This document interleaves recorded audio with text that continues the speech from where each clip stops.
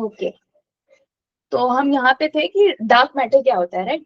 तो dark matter ऐसी चीजें होती हैं जिनसे जो नॉर्मल मैटर्स होते हैं, सब एटॉमिक पार्टिकल्स होते हैं, जैसे हमारे पास न्यूट्रॉन्स है, प्रोटॉन्स है, इलेक्ट्रॉन्स है, इनका इंटरेक्शन नहीं होता। और क्योंकि इंटरेक्शन नहीं होता, जैसे हमारी दुनिया में जैसे अर्थ पे है, हम कई चीजें सिर्फ इसीलिए समझ पाते हैं क्योंकि ये जो चीजें होती है, सब एटॉमिक पार्टिकल्स होते हैं, जो मैटर होता है, वो एक दूसरे से इंटरेक्ट करते हैं, कैसे कंपाउंड्स बनाते हैं, मॉलिक्यूल्स बनाते हैं। And that is how we know कि जो हीलियम है वो रिलेटिवली हम बोलते हैं कि ज्यादा रिएक्टिव नहीं होता, क्योंकि उसके आसपास जो उसका शेल होता है, उसके पास दो इलेक्ट्रॉन होते हैं, वो आपस में कंप्लीट होता है, ऐसा माना जाता है। जैसे अब मैं पूरा बेसिक फिजिक्स साइंस में नहीं जाऊंगी, ये ऐसा माना जाता है कि हमारे पास डैम इट, हाँ, हमारे पास जो मैटर होता है उसके आसपास जैसे न्यूक्लियस होता है, तो उसके आसपास जो इलेक्ट्रॉन्स होते हैं ना, वो ऐसे छर्रों में या बोले शेल्स में घूमते हैं,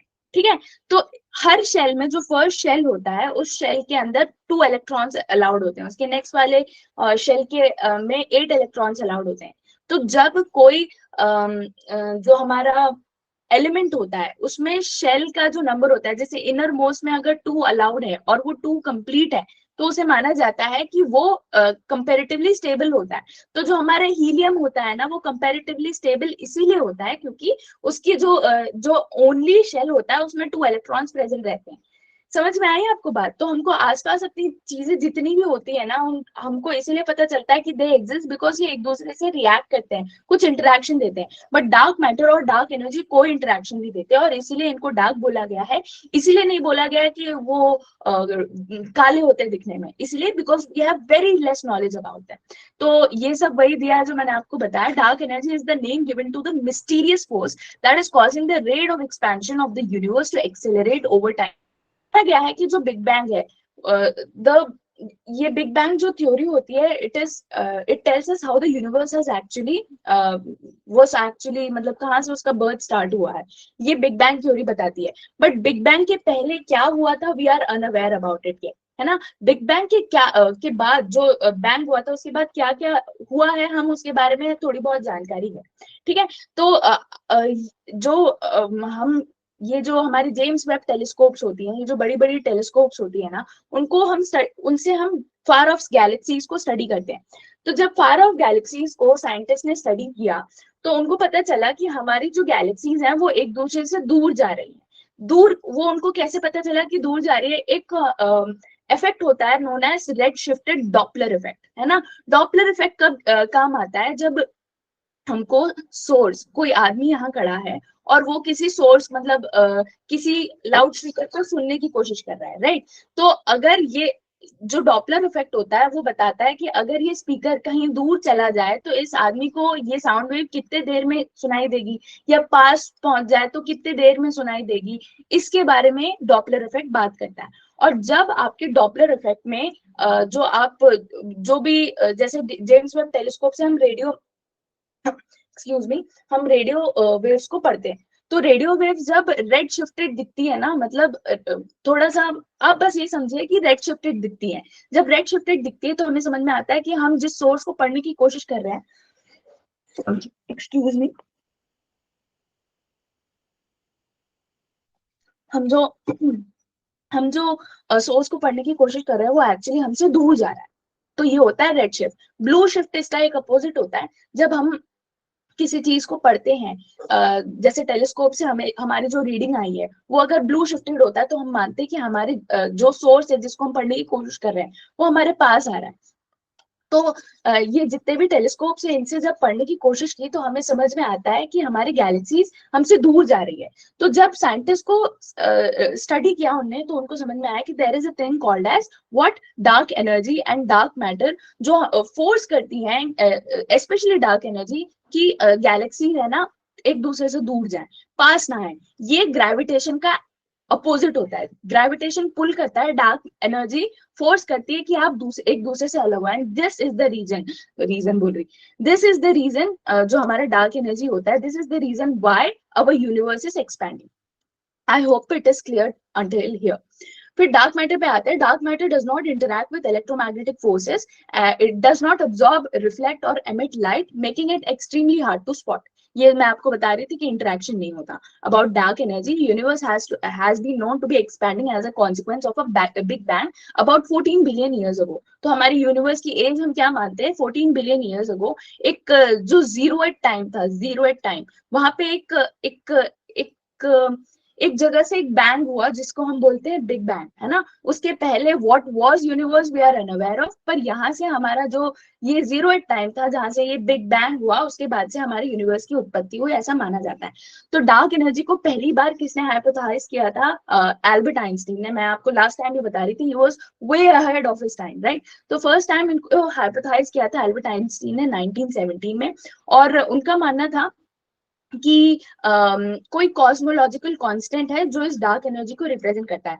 इवन दो उन्होंने लेटर ऑन ये मान लिया था कि ये कॉस्मोलॉजिकल कांस्टेंट एग्जिस्ट नहीं करता, पर 1998 में इसके एविडेंस मिले थे, जिससे हमने मान लिया कि डार्क एनर्जी और डार्क मैटर एक्चुअली प्रेजेंट है, even though we are not able to read it.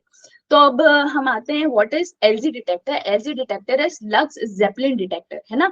ये अंडरग्राउंड रखा गया है to capture the matter in the form of weakly interacting massive particles. बस आपको ये याद रखना है कि एलजी डिटेक्टर डार्क मैटर को पढ़ने के लिए एक एक्सपेरिमेंट है, जो कि कोलैबोरेशन है ऑफ द साइंटिस्ट और institutions of UK, US, Portugal and Korea. और इसमें ह्यूज टाइटेनियम टैंक में एक्सट्रीमली प्योर जिनॉन फिल किया जाता है, और इसका सेंटर अभी तक माना गया है कि ये प्योरेस्ट प्लेसेस है अर्थ का, है ना। मतलब वहां पे फ्री है रेडिएशन से और डस्ट से। That is all that we need to know. Significance of dark matter क्या हो सकता है कि हम गैलेक्सीज, यूनिवर्स की universe, how was the universe birth, उसका कॉन्सेप्ट समझ सकते हैं, और डिटरमाइन कर सकते हैं कि यूनिवर्स ओपन है कि फ्लैट है कि क्लोज है। ओपन मतलब क्या वो कंटिन्यूसली एक्सपैंड कर रहा है, क्लोज है मतलब क्या वो कुछ टाइम के बाद कोलैप्स कर जाएगा। मतलब जैसे मैंने बोला कि यहाँ से ये जो जीरो एट टाइम से ये एक्सपैंड हो रहा था, तो क्या ये कोलैप्स होगा, ये समझने के लिए, या ये फ्लैट है मतलब एक बार एक्सपैंड होगा और फिर कोई इक्विलिब्रियम पॉइंट होगा, वहां पे जाके रुक जाएगा। तो ये सब स्टडी करने में हमारी काम होती है। आपको ये भी बताना चाहूंगी मैं कि ये जो डार्क मैटर है, ये साइंटिस्ट एक्चुअली बना रहे हैं लैब्स में, नासा की लैब्स में ये बनता है, and it is very costly. उसकी साइंस में नहीं जाते, बस आपको एक आइडिया होना चाहिए। It was discovered that this expansion is accelerating, और ये जो डिस्कवरी थी उसके लिए नोबेल प्राइज मिला था किसको? Saul Perlmutter, Brian Schmidt and Adam Riess को।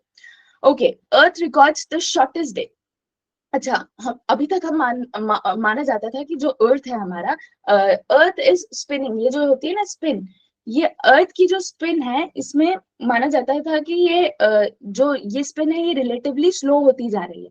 बट कुछ दिनों में हमें लास्ट कुछ ईयर्स में पता चला है कि ये जैसे स्पिन कभी कभार जैसे स्लो हो जाती है, वैसे कई बार स्पीड अप भी हो जाती है। तो उसी के बारे में 29 जुलाई 2022, डेट याद रखने की जरूरत नहीं है, बस ये पता होना चाहिए आपको कि शॉर्टेस्ट डे भी रिकॉर्ड हुआ है हमारी अर्थ पे।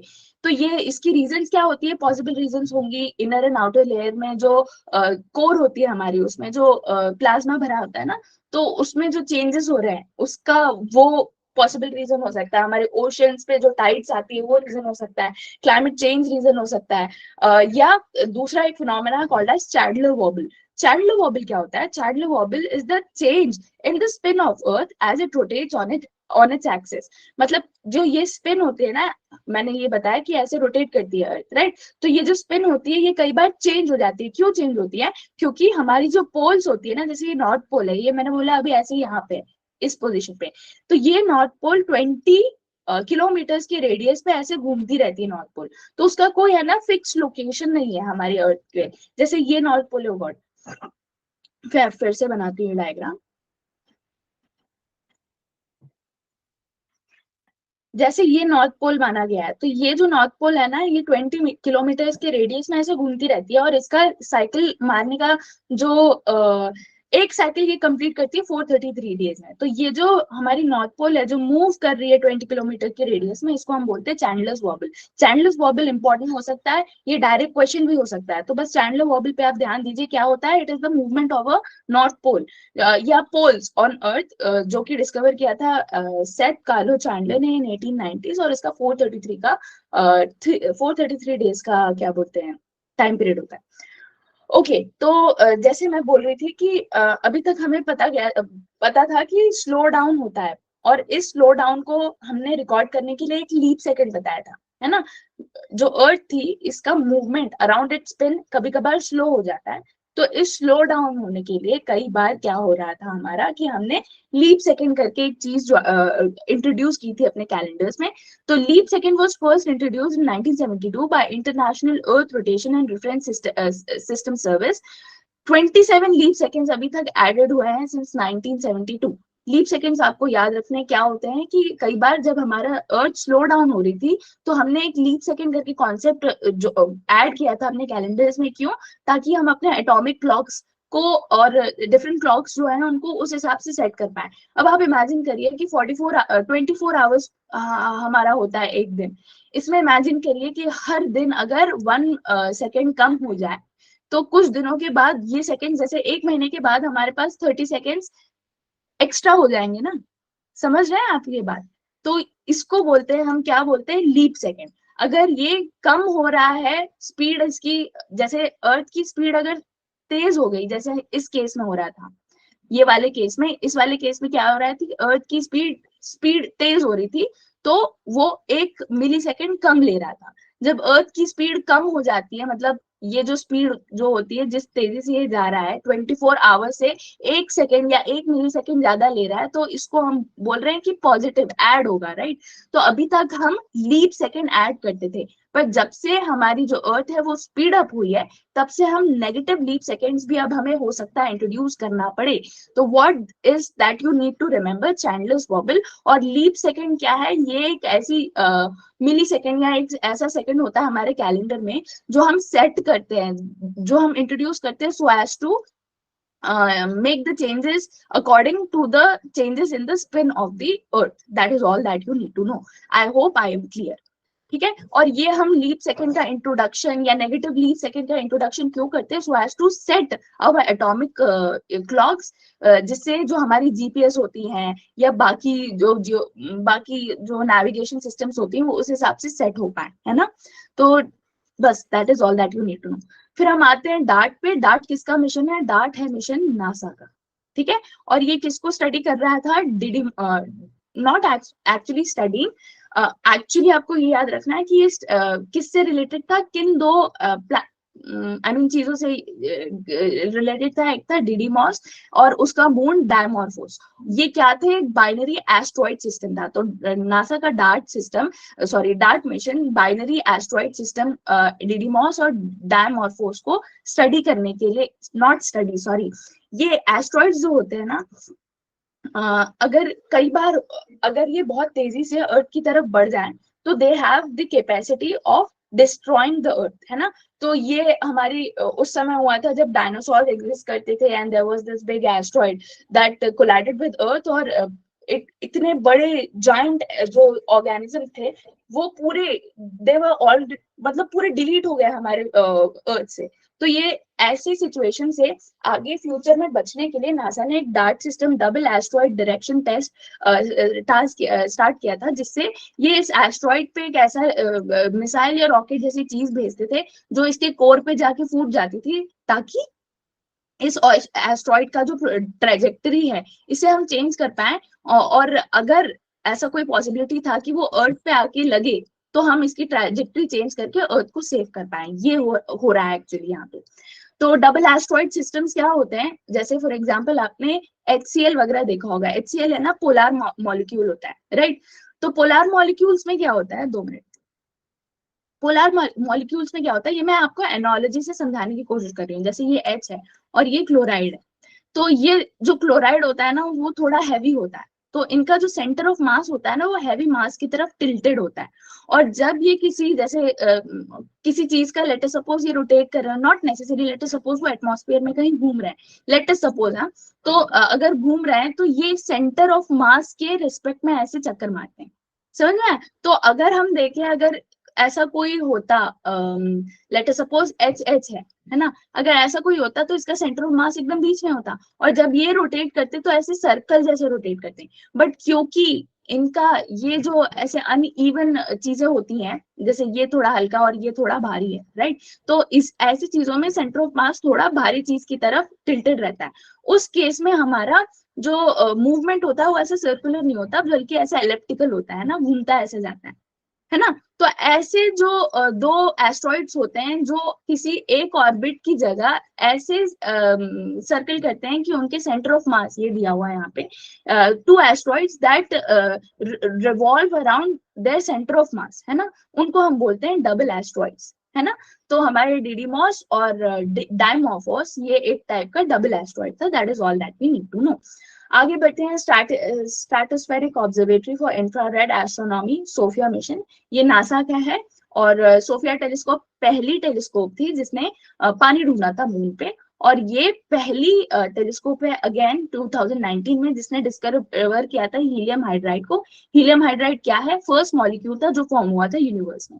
आपको क्या याद रखना है? सोफिया पहली थी जिसने मून पे पानी ढूंढा, पहली थी जिसने हीलियम हाइड्राइड को ढूंढा, और ये जॉइंट मिशन है नासा और जर्मनी की स्पेस एजेंसी का। फिर आते हैं हम हाइब्रिड प्रोपल्शन सिस्टम में।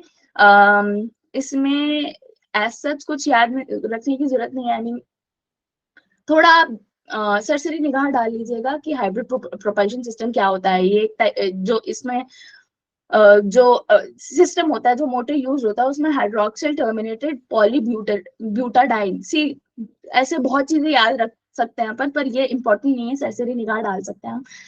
HS-200 booster for Gaganyaan programme, not that important, बस आपको पता होना चाहिए व्हाट इज HS-200।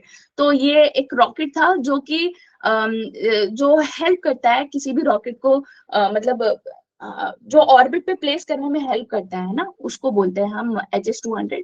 ये वर्ल्ड का second largest operational booster using solid propellants का एग्जांपल है। Not very important, easily skippable, exam में आई डोंट थिंक आएगा, और अगर आएगा भी तो मतलब it will be hard for everyone, है ना, तो हम सब नहीं पढ़ सकते, तो आगे बढ़ सकते हैं। Inflatable aerodynamic decelerator, again not that very important.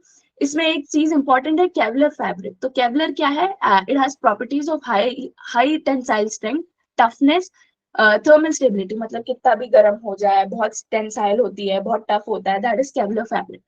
उसके बाद आते हैं हम रोहिणी साउंडिंग रॉकेट्स पे। Again not very important, but sounding rockets क्या होते हैं? ये 1 या 2 स्टेज सॉलिड प्रोपेलेंट रॉकेट्स होते हैं that is used for probing the upper atmospheric region for scientific and space research. ठीक है, ये जो मैंने लिखा है अमोनियम पर क्लोरेट, ये सॉलिड प्रोपेलेंट का एग्जाम्पल है। बस एक बार मेरी कोशिश है कि आपकी सबकॉन्शियस माइंड में ये डल जाए कि अगर सॉलिड प्रोपेलेंट कभी आ गया अमोनियम पर क्लोरेट, तो दिमाग में होना चाहिए कि ये सॉलिड प्रोपेलेंट है जो कि स्पेसशिप्स वगैरह में यूज की जाती है।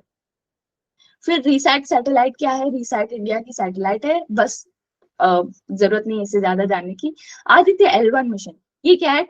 एक ऐसा मिशन है ISRO का to study sun's corona, solar emissions, solar winds, flares, coronal mass ejections. Coronal mass ejections क्या होते हैं? ये सडन फ्लेयर्स होते हैं due to changes in the sun's magnetic field, और जब चेंजेस होते हैं सन के मैग्नेटिक फील्ड में तो ये अकम्पनी होते हैं प्लाज्मा के साथ।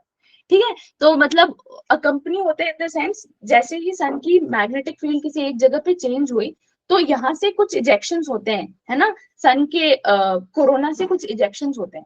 तो इस इजेक्शन के जो इजेक्शन होते हैं उनको हम बोलते हैं प्लाज्मा, है ना।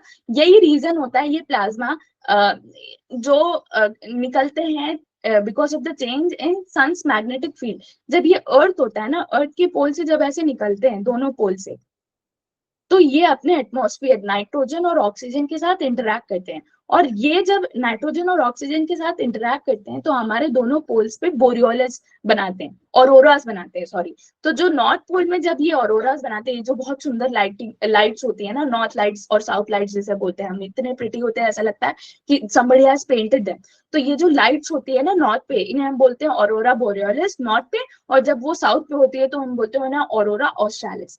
That is all that you need to know. उसके बाद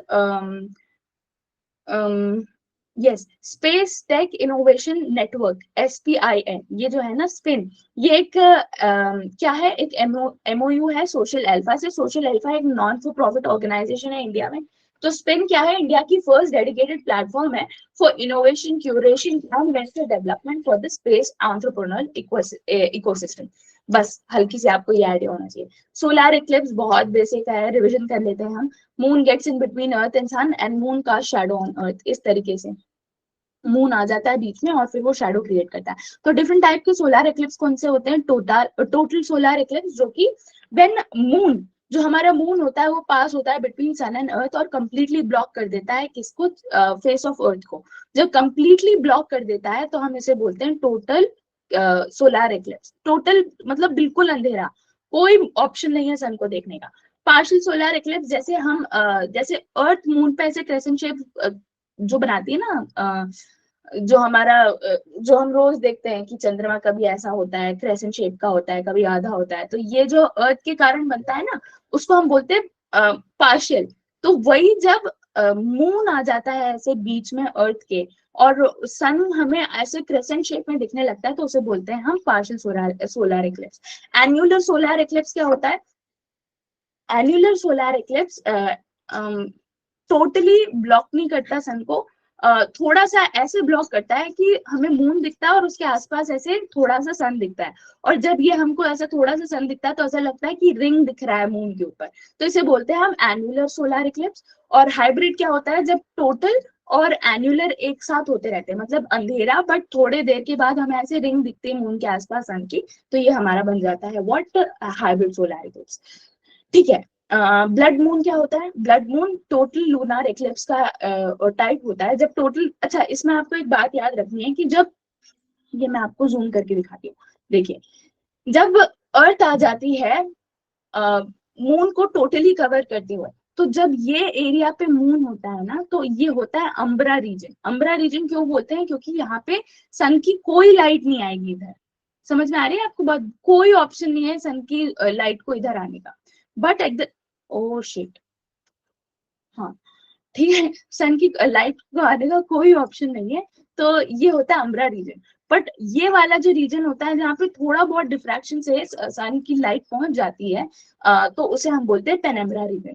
तो ये आपको एक रफ आइडिया होना चाहिए what is umbra and penumbra region. Total lunar eclipse occurs when moon passes through the darkest part. Darkest part कौन सा होता है, हमारा umbra region of the earth called as umbra, है ना।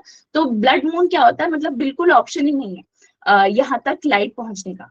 तो आपको पता होगा कि जो हमारा रेड कलर की जो लाइट होती है, इसकी वेवलेंथ है ना, वेवलेंथ हाईएस्ट होती है रेड कलर की लाइट की। तो यही रीजन होता है, कई बार आपने देखा होगा जो हमारी बाइक्स होती है या जो स्टॉप सिग्नल्स होते हैं ना, ऐसे जिसमें लिखा रहता है स्टॉप, बहुत गंदा लिख रही हूँ मैं एक आपको आइडिया दे रही हूँ, जो स्टॉप के सिग्नल्स होते हैं वो पूरे रेड में इसलिए बनते हैं, क्यों, क्योंकि रेड की वेवलेंथ सबसे ज्यादा होती है। तो जब हमारा जो मून होता है वो इस रीजन में होता है, तो जो हमारी सन की लाइट होती है ये डिफ्रैक्ट होती रहती है, राइट। तो डिफ्रैक्ट होते होते जो यहाँ तक थोड़ी बहुत, मतलब हल्की सी, अपन बोलते हैं ना एकदम 1% जो भी लाइट अगर यहाँ पहुंच रही होती है वो होती है रेड लाइट।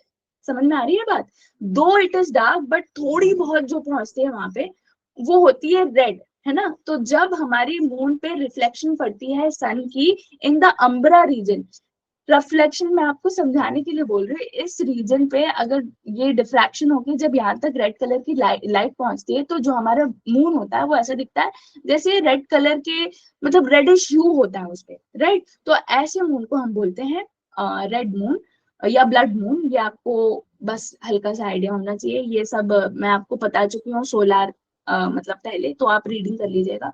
ये आप बेसिक ज्योग्राफी में पढ़ते हैं ऑलरेडी।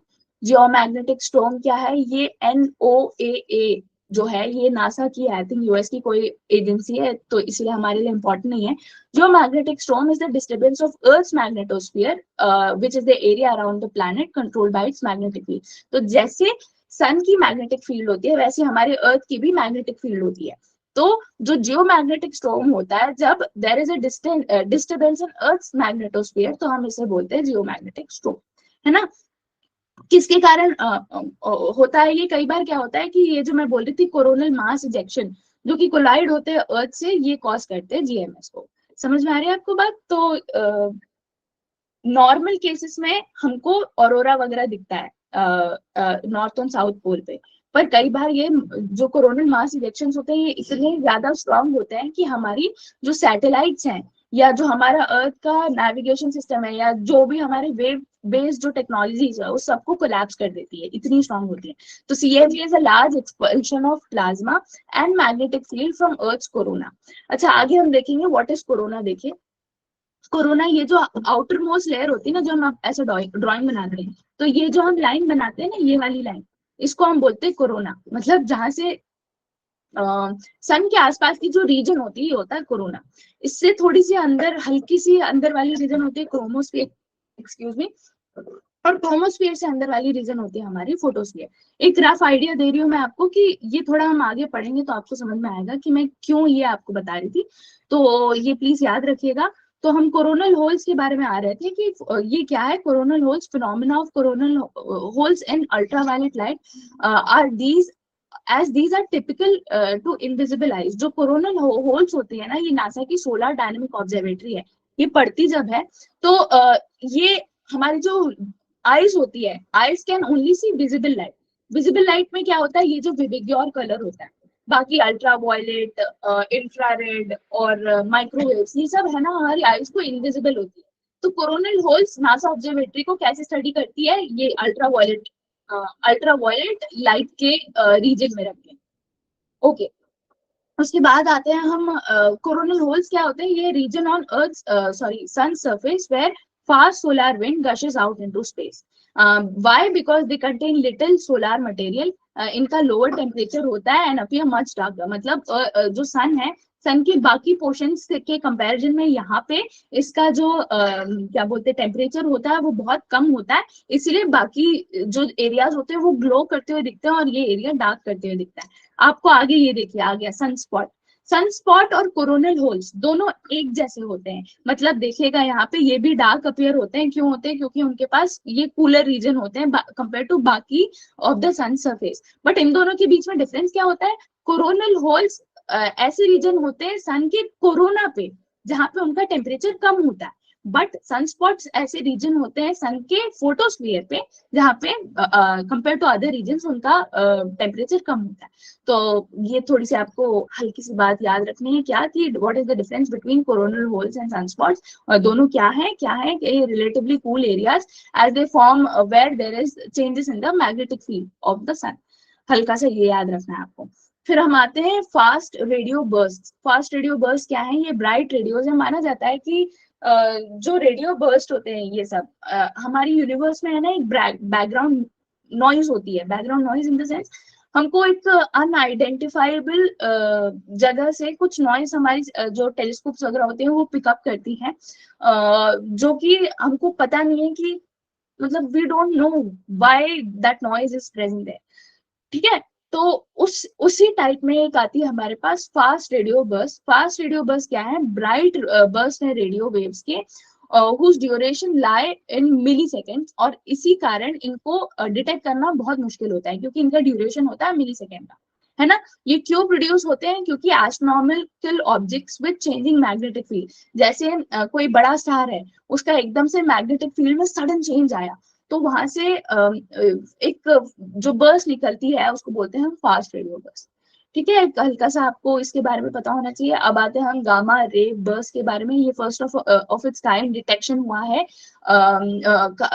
Bye astronomers. क्या रिकॉर्ड किया उन्होंने? Binary merger emitting long GRB twin with kilo emissions, kilonova emissions.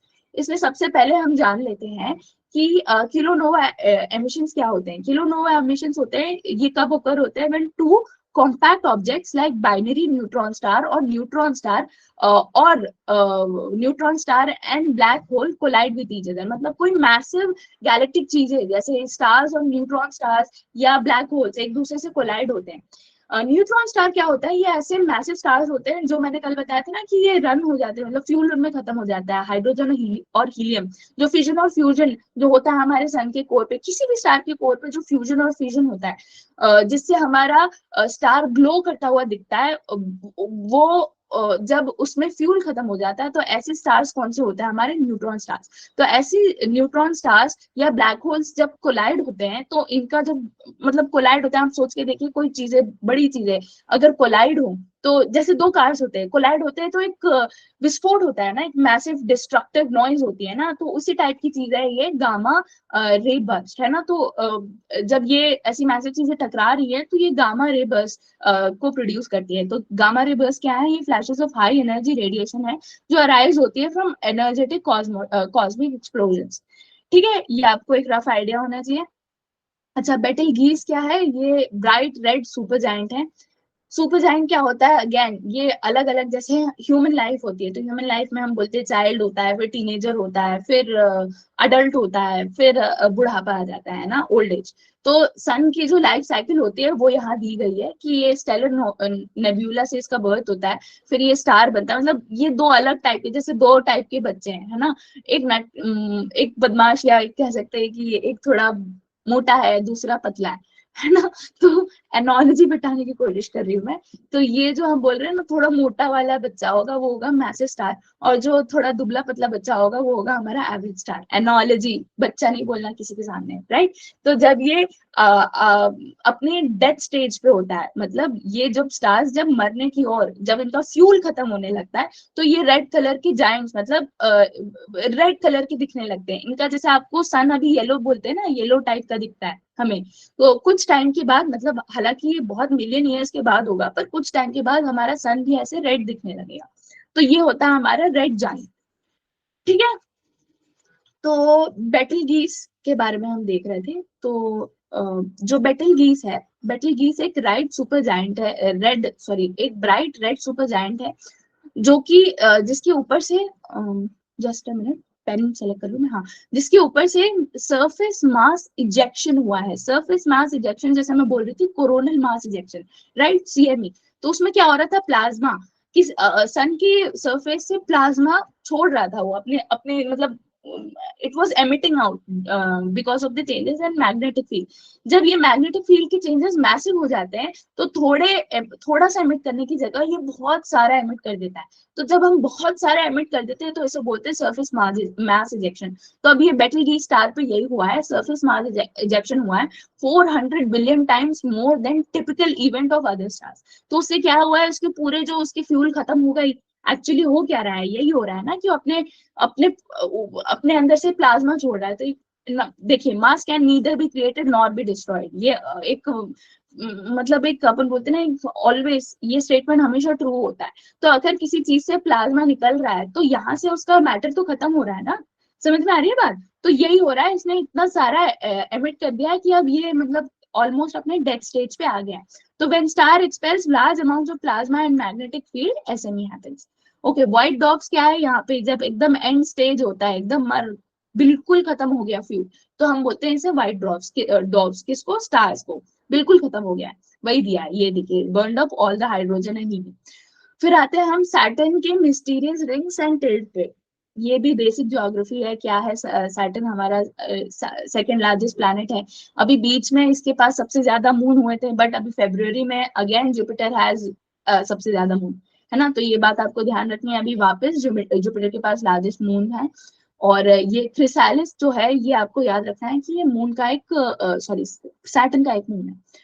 और अदर प्लैनेट्स कौन से जिनके पास रिंग्स हैं, रिंग्स हैं पर हमें दिखती नहीं है, वो है जुपिटर, नेपट्यून और यूरानस। बस सैटर्न की प्रोमिनेंट है, बाकी सबकी इतनी प्रोमिनेंट नहीं है ना। तो plants in moon soil, not important, आपको याद रखना है कि लूनार सॉइल को हम रिगोलिथ बोलते हैं। लूनार सॉइल मतलब मून की सॉइल को हम रिगोलिथ बोलते हैं। फिर हम आते हैं स्पेस ऑर्बिट्स पे। तो नॉट इम्पॉर्टेंट, यहाँ पे ये इम्पोर्टेंट है कि एक एस्ट्रॉइड है जिसका नाम है 2022 AP7, और ये पीएचए है। पीएचए क्या होता है? Potentially hazardous asteroid. जब हम लास्ट लेक्चर कर रहे थे तो हम एक स्पेस अवेयरनेस प्रोग्राम देख रहे थे ऐसे से, राइट, जो कि हमें बताता है कि हमारे अर्थ की प्रॉक्सिमिटी में कौन सा एस्ट्रॉइड है जो अर्थ के लिए थ्रेट हो सकते हैं, है ना। तो ये एक पोटेंशियली हजार्डस एस्ट्रॉइड है। ये एक हल्का आइडिया होना चाहिए। एक्सोप्लैनेट्स में आपको कल बता चुकी थी कि वही होते हैं जो सोलर सिस्टम के अलावा ऐसे प्लैनेट्स जो किसी और सन को ऑर्बिट कर रहे हैं। ओके, फिर हम आते हैं बर्नार्डिनेली बर्नस्टीन कॉमेट। ये कॉमेट है, आपको पता होना चाहिए कॉमेट क्या है। These are large objects made up of dust and ice that orbit the sun. Dark sky reserve कहाँ बना है? लद्दाख की चांगतांग वाइल्ड लाइफ सेंचुरी के पास। डार्क स्काई क्या है? जहां से सारी इंटरफेरेंस, जैसे आप देखते होंगे कि रात को कभी छत पे जाके देखिएगा तो आपको स्टार्स बहुत कम दिखते हैं आजकल। क्यों? क्योंकि हमारी स्ट्रीट लाइट्स होती हैं, कहीं डिस्को चल रहा रहता है तो वो मतलब आसमान में उनकी लेजर लाइट्स फोकस करके चलता रहता है, तो उससे क्या होता है कि इंटरफेरेंस होता है इन सब लाइट्स के बीच में। और जब ये इंटरफेरेंस होता है ना, तो हमें ये स्टार्स नहीं दिखते अपनी छत से। तो ये रीजन होता है कि कई बार आजकल जो मॉडर्न सिटीज होती है वहां पे हमें प्रॉपर स्टार्स क्यों नहीं दिखते, राइट। तो चांगतांग जो डीएसटी है हमारी, उसने चांगतांग जो हमारी वाइल्ड लाइफ सेंचुरी है वहां पे फर्स्ट डार्क रिजर्व सेंचुरी बना दी गई है। Dark reserve is a place where there are policies that ensure that the tract of the land, एक second, that the tract of the land or region has minimal artificial light interference। हल्का सा आपको इसके बारे में add on sorry idea होना चाहिए what is dark sky reserve. फिर हम आते हैं संपूर्णानंद ऑप्टिकल टेलीस्कोप, नैनीताल में है, बस हल्का सा ही पता होना चाहिए।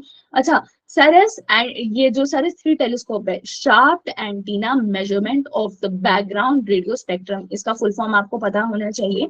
सरस 3 is a precision radio telescope जो कि कहाँ पे है? ये डिप्लॉय किया गया है डंडीगनहल्ली लेक पे और शरबती बैक वाटर्स पे। शरबती एक रिवर है, शरबती, है ना, एक रिवर है जो कि आई थिंक अरेबियन सी पे फ्लो होती है, और इस चीरी बना की। And if I am not wrong, जो हमारी फेमस जॉग फॉल्स है वो आई थिंक इसी शरबती रिवर पे बनती हैं।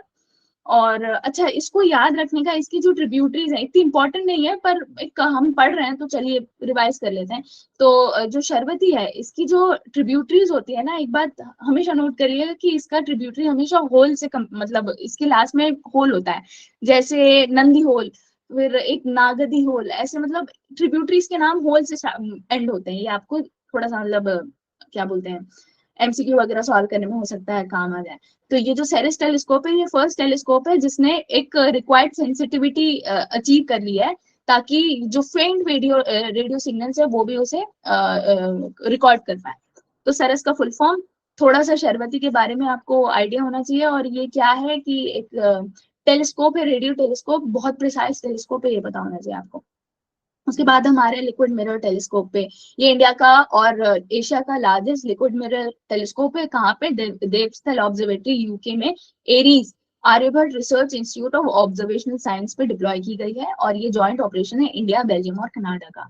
स्पेस ब्रिक्स क्या होती है? रिसर्चर्स फ्रॉम आईएसआरओ और आईआईएससी, इनने एक मतलब स्पेस ब्रिक्स को डेवलप किया है। ये कैसे स्टार्ट किया, मतलब कैसे डेवलप किया गया है? मिक्सिंग मार्शियन सॉइल विद गुअर गम और एक बैक्टीरिया है क्या नाम है उसको, स्पोरोसार्सिना पैस्चुरी, यूरिया और निकल क्लोराइड, इन सब के मिक्सचर से बनाया गया है क्या? हमारी स्पेस ब्रिक।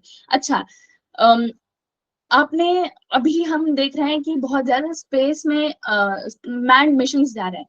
तो जब ह्यूमन जाएंगे स्पेस में, लेट अस सपोज मून में जा रहे हैं, तो ह्यूमन बॉडी होती है, उसको भूख लगती है एंड देन इट एक्सक्रीट्स। तो इस एक्सक्रीटा, ये जैसे हमारे अर्थ पे सुअर सिस्टम्स बने हैं, राइट, पर हम मून पे भी जाके सुअर सिस्टम कब तक बनाएंगे, राइट। तो उससे बचने के लिए scientist have come up with an idea कि ये जो यूरिया निकलता है हमारे एक्सक्रीटा में, ह्यूमन एक्सक्रीटा में जो यूरिया निकलता है उसको हम यूटिलाइज कैसे करें। तो इस यूरिया को उन्होंने कैसे यूटिलाइज किया है? निकल क्लोराइड और गुअर गम और बैक्टीरिया है इस नाम का, ये आप देख लीजिएगा, इन सबको मिक्स करके हमने एक स्पेस ब्रिक बनाया। ये मार्शल सॉइल के साथ भी किया गया और ये लूनार सॉइल के साथ भी किया गया। तो होता क्या है, जस्ट अ मिनट, होता क्या है, जो हमारा ये बैक्टीरिया होता है ना, ये बैक्टीरिया कन्वर्ट कर देता है यूरिया को क्रिस्टल्स में, है ना। और ये क्रिस्टल्स जो होते हैं कैल्शियम कार्बोनेट के, ये क्रिस्टल्स काम करते हैं सीमेंट जैसा, कि हमने ब्रिक बना दिया और फिर जो सीमेंट होल्ड करता है ना ये पूरे दीवार को या पूरे वॉल को, जब हम होल्ड करते हैं ना सीमेंट से, तो यही काम करता है ये सॉलिड क्रिस्टल का काम। तो बैक्टीरिया क्या कर रहा है कि यूरिया को कैल्शियम कार्बोनेट पे चेंज करता है और फिर ये क्रिस्टल्स को हम यूज करते हैं as a cement for holding the space bricks. That is all that you need to know. ये जो काम किया है हमने स्पेस ब्रिक्स, ये हमने लूनार सॉइल के साथ और मार्शल सॉइल के साथ, दोनों के साथ किया है। टियांगोंग क्या है कि ये है space station that Chinese man space agency is building at low earth orbit. China की आई मीन एक स्पेस स्टेशन है चाइना का, that is all that you need to know. अब हम आते हैं ट्रेडिशनल मेडिसिन, हेल्थ में आते हैं। कैन भी बहुत यहाँ से हो सकता है इंटरेस्टिंग हो जाए। आई होप अभी तक इंटरेस्टिंग रहा हो। Please give me a moment, I want to drink water. 2 minute में आ रही हूँ।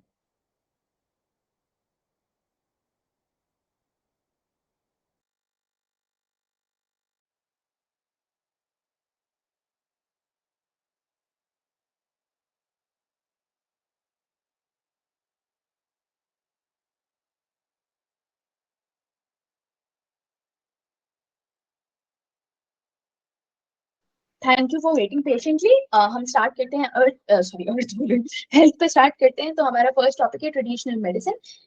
तो WHO की डायरेक्टर जनरल ने फाउंडेशन स्टोन ले किया है वर्ल्ड के first and only global centre for traditional medicine eight Jamnagar Gujarat. तो ट्रेडिशनल मेडिसिन क्या होती हैं, जैसे हमारा आयुर्वेद होता है, जो एक्चुअली प्रॉपर मेडिकल साइंस नहीं है, बट हमारी जो ह्यूमन नॉलेज है, जो हजारों वर्षों से चली आ रही है, जो हम जो generation to generation knowledge pass कर रहे हैं, स्किल पास कर रहे हैं, प्रैक्टिसेस पास कर रहे हैं, उसे बोलते हैं हम ट्रेडिशनल मेडिसिन। तो आयुर्वेदा हो गया, ये हमारा एक टाइप का ट्रेडिशनल मेडिसिन है इंडिया के लिए, राइट। तो ये ट्रेडिशनल मेडिसिन का एग्जांपल यहाँ पे मतलब सॉरी डेफिनेशन यहाँ दिया गया है। और दूसरा है हमारा word that is complementary medicine.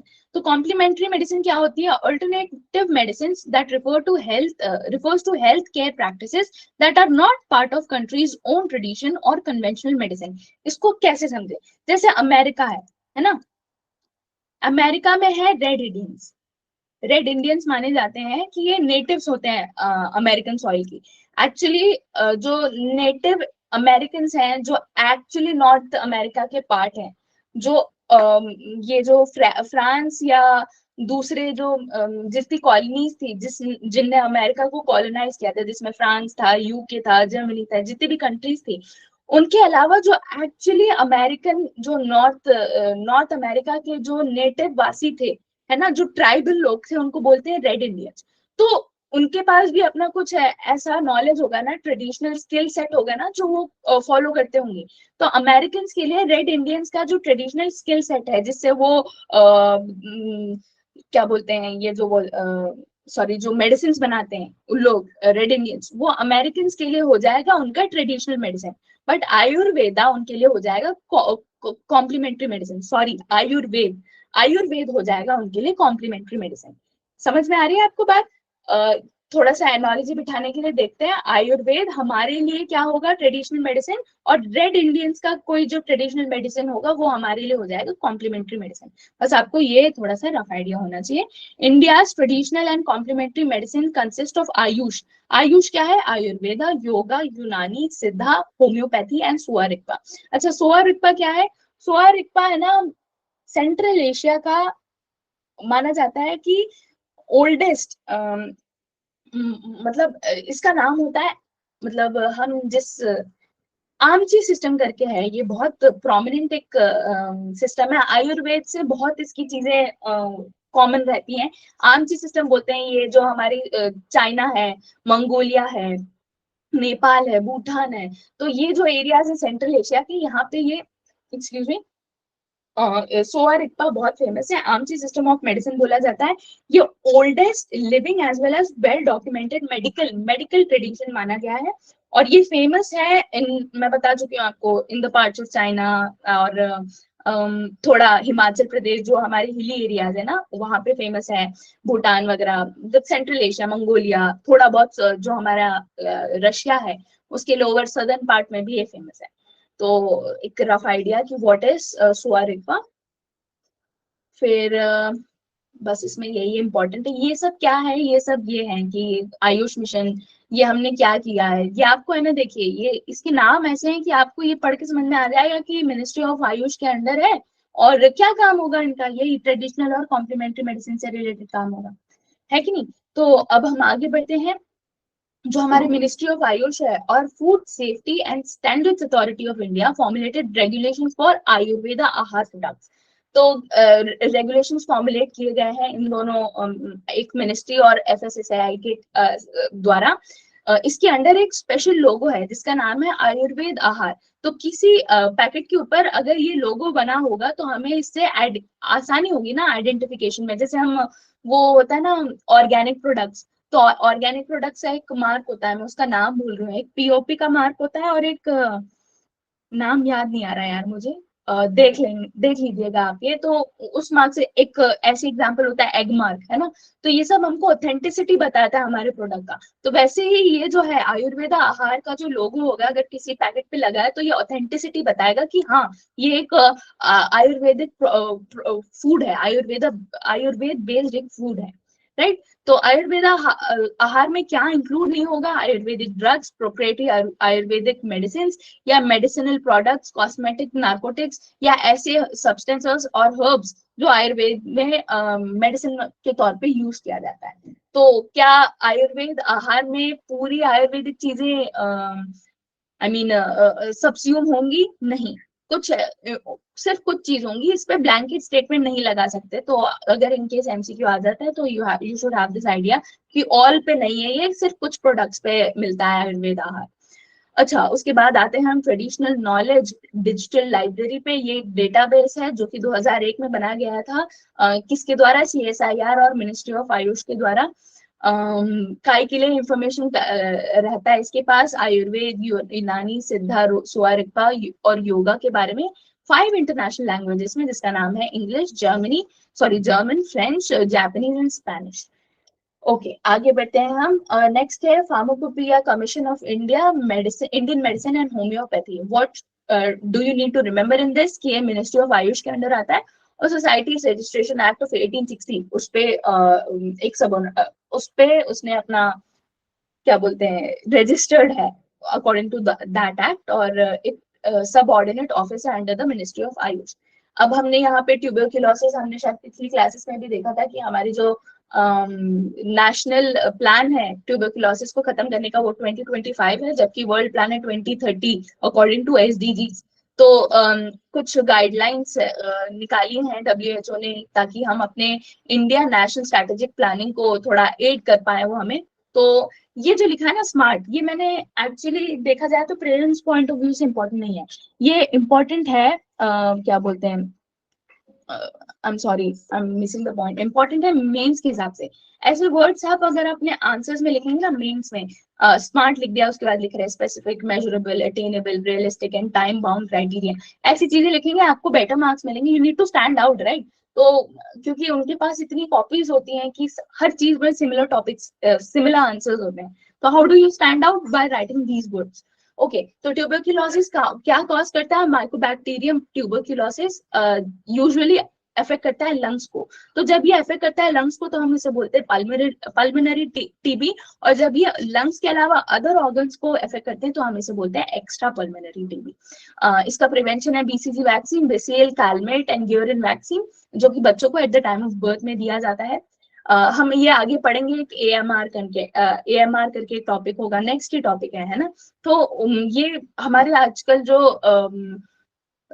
जो जिनके कारण डिजीजेस होती है, जैसे ये प्लाज्मोडियम हो गया जिनसे मलेरिया होता है, या लेट अस सपोज ये हमारा टीबी का जो ये हो गया माइकोबैक्टीरियम, ये अब है ना ड्रग रेजिस्टेंट हो गई है। तो जब किसी दो ड्रग्स में, ये बताने का, ये आपको याद नहीं रखना कि मल्टी ड्रग रेजिस्टेंस या एक्सटेंसिव ड्रग रेजिस्टेंट टीबी या टोटली, ये सब ये क्या है ये आपको याद नहीं रखना। ये आपको ये याद रखना है कि आइसोनियाजिड एंड रिफैम्पिसिन। अगर कोई मेडिकल बैकग्राउंड से है तो आई एम एक्सट्रीमली सॉरी कि मैं ये बहुत गलत प्रोनाउंस कर रही हूँ, आई नो। ये आपको इसीलिए पता होना चाहिए क्योंकि कई बार है ना, जब हमारे एमसीक्यूज होते हैं ना, तो हमको एक रफ आइडिया लग जाता है। समझ में आ रही है बात की अगर हमारे एमसीक्यू में लिखा है आइसोनिजिड इज अ एंटी डिप्रेसेंट, तो अगर आपको ये थोड़ा सबकॉन्शियस माइंड में रन कर रहा होगा ना कि नहीं ये मैंने टीबी के अंदर पढ़ा था, तो आप उसको गलत मार्क करके आएंगे।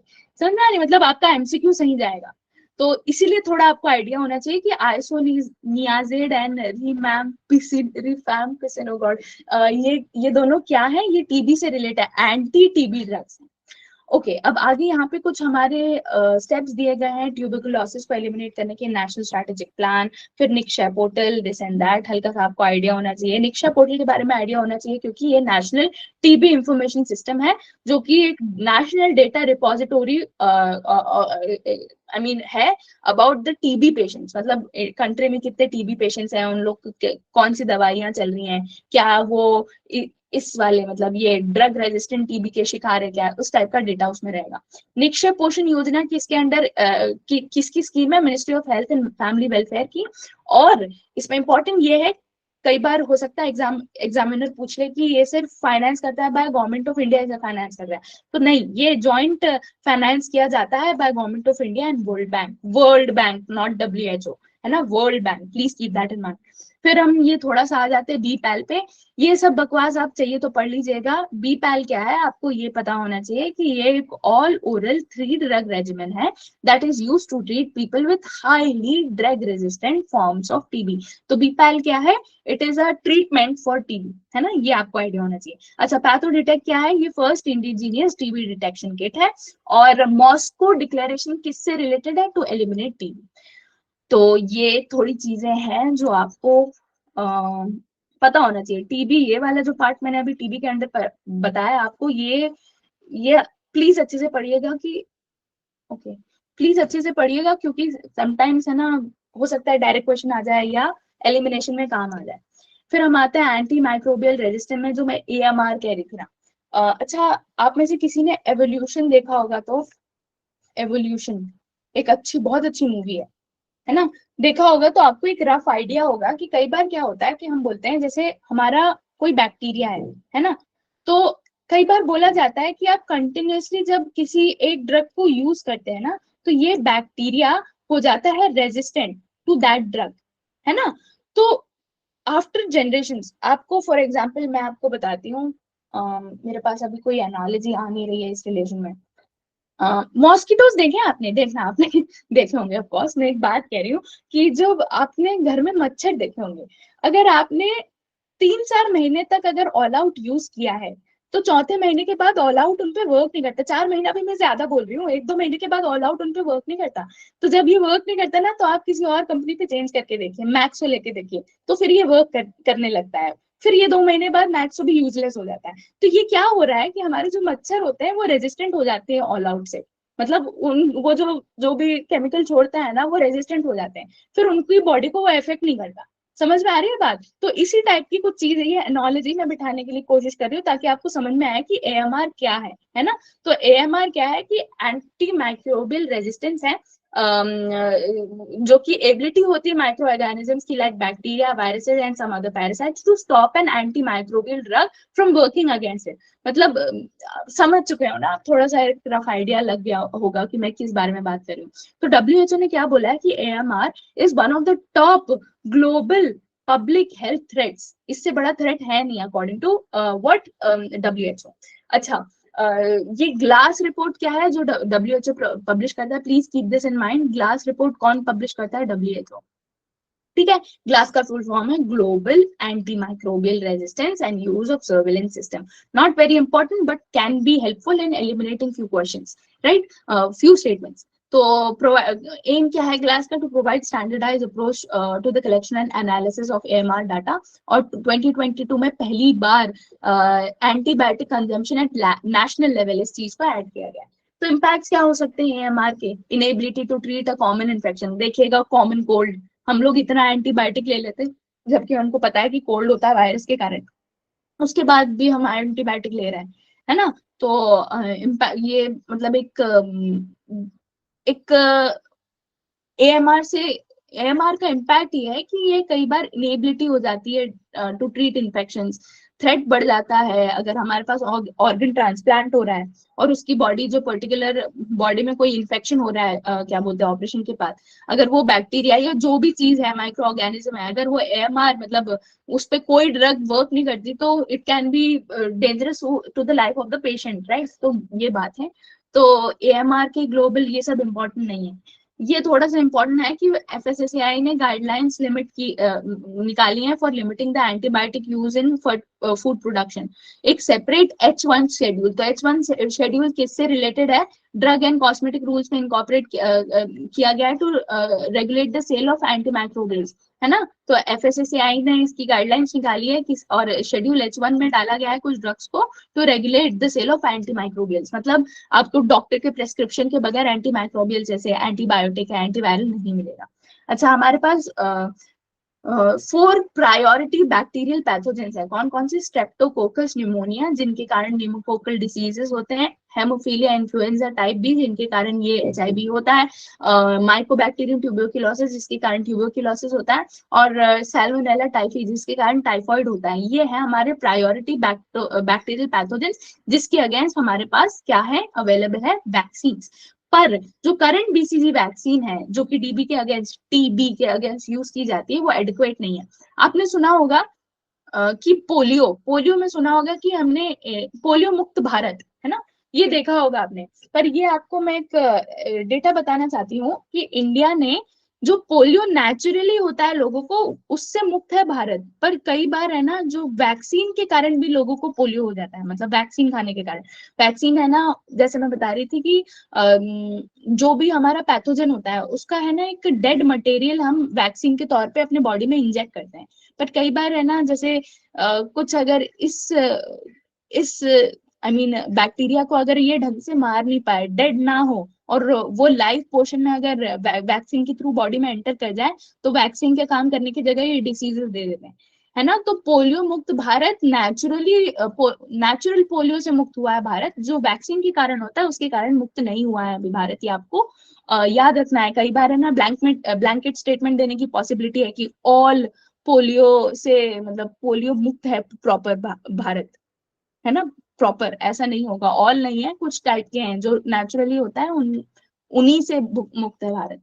अच्छा, आरएनए आरएनए पे, ये एमआरएनए पे आने के पहले मैं थोड़ा सा आइडिया बताना देना चाहती हूँ आपको कि ये जो राइबोन्यूक्लिक एसिड है, आरएनए है ना, 3 टाइप के होते हैं। टी आरएनए, फिर होता है एमआरएनए, और फिर होता है कौन सा?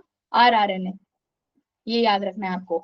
तो टीआरएनए होता है ट्रांसक्रिप्टेज, सॉरी आरएनए, एमआरएनए होता है मैसेंजर आरएनए, आरआरएनए होता है राइबोसोमियल आरएनए। ठीक है। तो ये जो मैसेंजर आरएनए होता है, ये मैसेज ले जाता है एक जगह तक कि देखो, ऐसा ऐसा प्रोटीन प्रोडक्शन कर लो, या ऐसे ऐसे बॉडीज बना लो, क्योंकि बाहर से या तो कोई अटैक आने वाला है, या कुछ घटना होने वाली है बॉडी में। तो ये आपको मैसेज देता है एमआरएनए। ये मैसेज जाके किसको देता है? राइबोसोम्स के पास। राइबोसोम्स जो होते हैं, ये इनके पास है ना, आरएनए भी होता है, और आई थिंक प्रोटीन भी होता है, if I am not wrong. Please इसे चेक कर लीजिएगा, मैं भी चेक करके नेक्स्ट क्लास में बता दूंगी। तो वो है ना, ये एमआरएनए ये राइबोसोम के पास जाके बोलता है कि देखो, ऐसा ऐसा है, कोई बाहर से आने वाला है। तो आरएनए बोलता है अच्छा ठीक है, मैं रेडी रहूंगा, if somebody is about to attack, तो मैं सारे प्रोटीन्स वगैरह के साथ, प्रोटीन्स या एंटीबॉडीज के साथ रेडी रहूंगा। तो वो रेडी रहने का काम ये टीआरएनए को, ट्रांसक्रिप्टेज आरएनए को भेजता है। तो जैसे ये एमआरएनए जो मैसेज लेके आया ना कि देखो तुमको ये प्रोटीन बनाना है, तो ये प्रोटीन बनाने का काम होता है ट्रांसक्रिप्टेज आरएनए का। तो ये मैंने बहुत ही सिंपल भाषा में आपको थोड़ी वर्किंग बता दिया आरएनए की, कि कैसे काम करता है ये। तो अब हम आते हैं एमआरएनए के बारे में। तो एमआरएनए क्या है? अनलाइक एमआरएनए वैक्सीन, है ना, mRNA vaccine, unlike conventional vaccine that inject a weekend form of virus, जो मैं बोल रही थी, कन्वेंशनल वैक्सीन क्या होते हैं? एटुनुएटेड डेड वायरस को हम डाल देते हैं बॉडी में, है ना। और डेड वायरस क्या होता है? जैसे ये वायरस है, ऐसा कुछ दिख रहा है, ये बहुत ही गंदा डायग्राम है, प्लीज टॉलरेट। तो ये वायरस है, इसके अंदर जो जेनेटिक मटेरियल था ये हमने निकाल दिया, पर इसकी जो बाहर की बॉडी है ना, ये हमने ऐसी छोड़ दी। तो जब तक जेनेटिक मटेरियल नहीं होगा, तब तक ये हमारी बॉडी को इन्फेक्ट नहीं कर सकता ना। तो ये एक टाइप से, ये जो चीजें होती है ना, ये हमारे बॉडी में करते हैं इन्फेक्शन क्रिएट। तो हमको एक आइडिया लग जाता है। जब हम डेड वायरस को भेजते हैं ना अपनी बॉडी के अंदर, तो हमारी बॉडी को एक रफ आइडिया हो जाता है कि अच्छा जो नेक्स्ट टाइम आएगा भले इससे स्पीड में आएगा, पर एक आइडिया हो जाता है उसको कि कुछ ऐसे शेप में दिखेगा।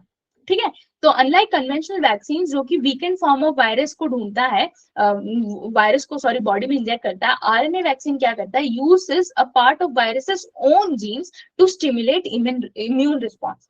तो हमारी जो कौन सी थी वो क्या नाम है यार, वो यूएसए की जो बॉडी है ना, एफ से स्टार्ट होता है, जिसने वैक्सीन बनाते हैं, अरे यार मैं नाम भूल गई। Pfizer, Pfizer, yes exactly Pfizer, नाम भूल जाती हूँ मैं एकदम। तो जो फाइजर ने जो हमारी वैक्सीन बनाई थी वो ऐसी बनाई थी, एमआरएनए बेस्ड।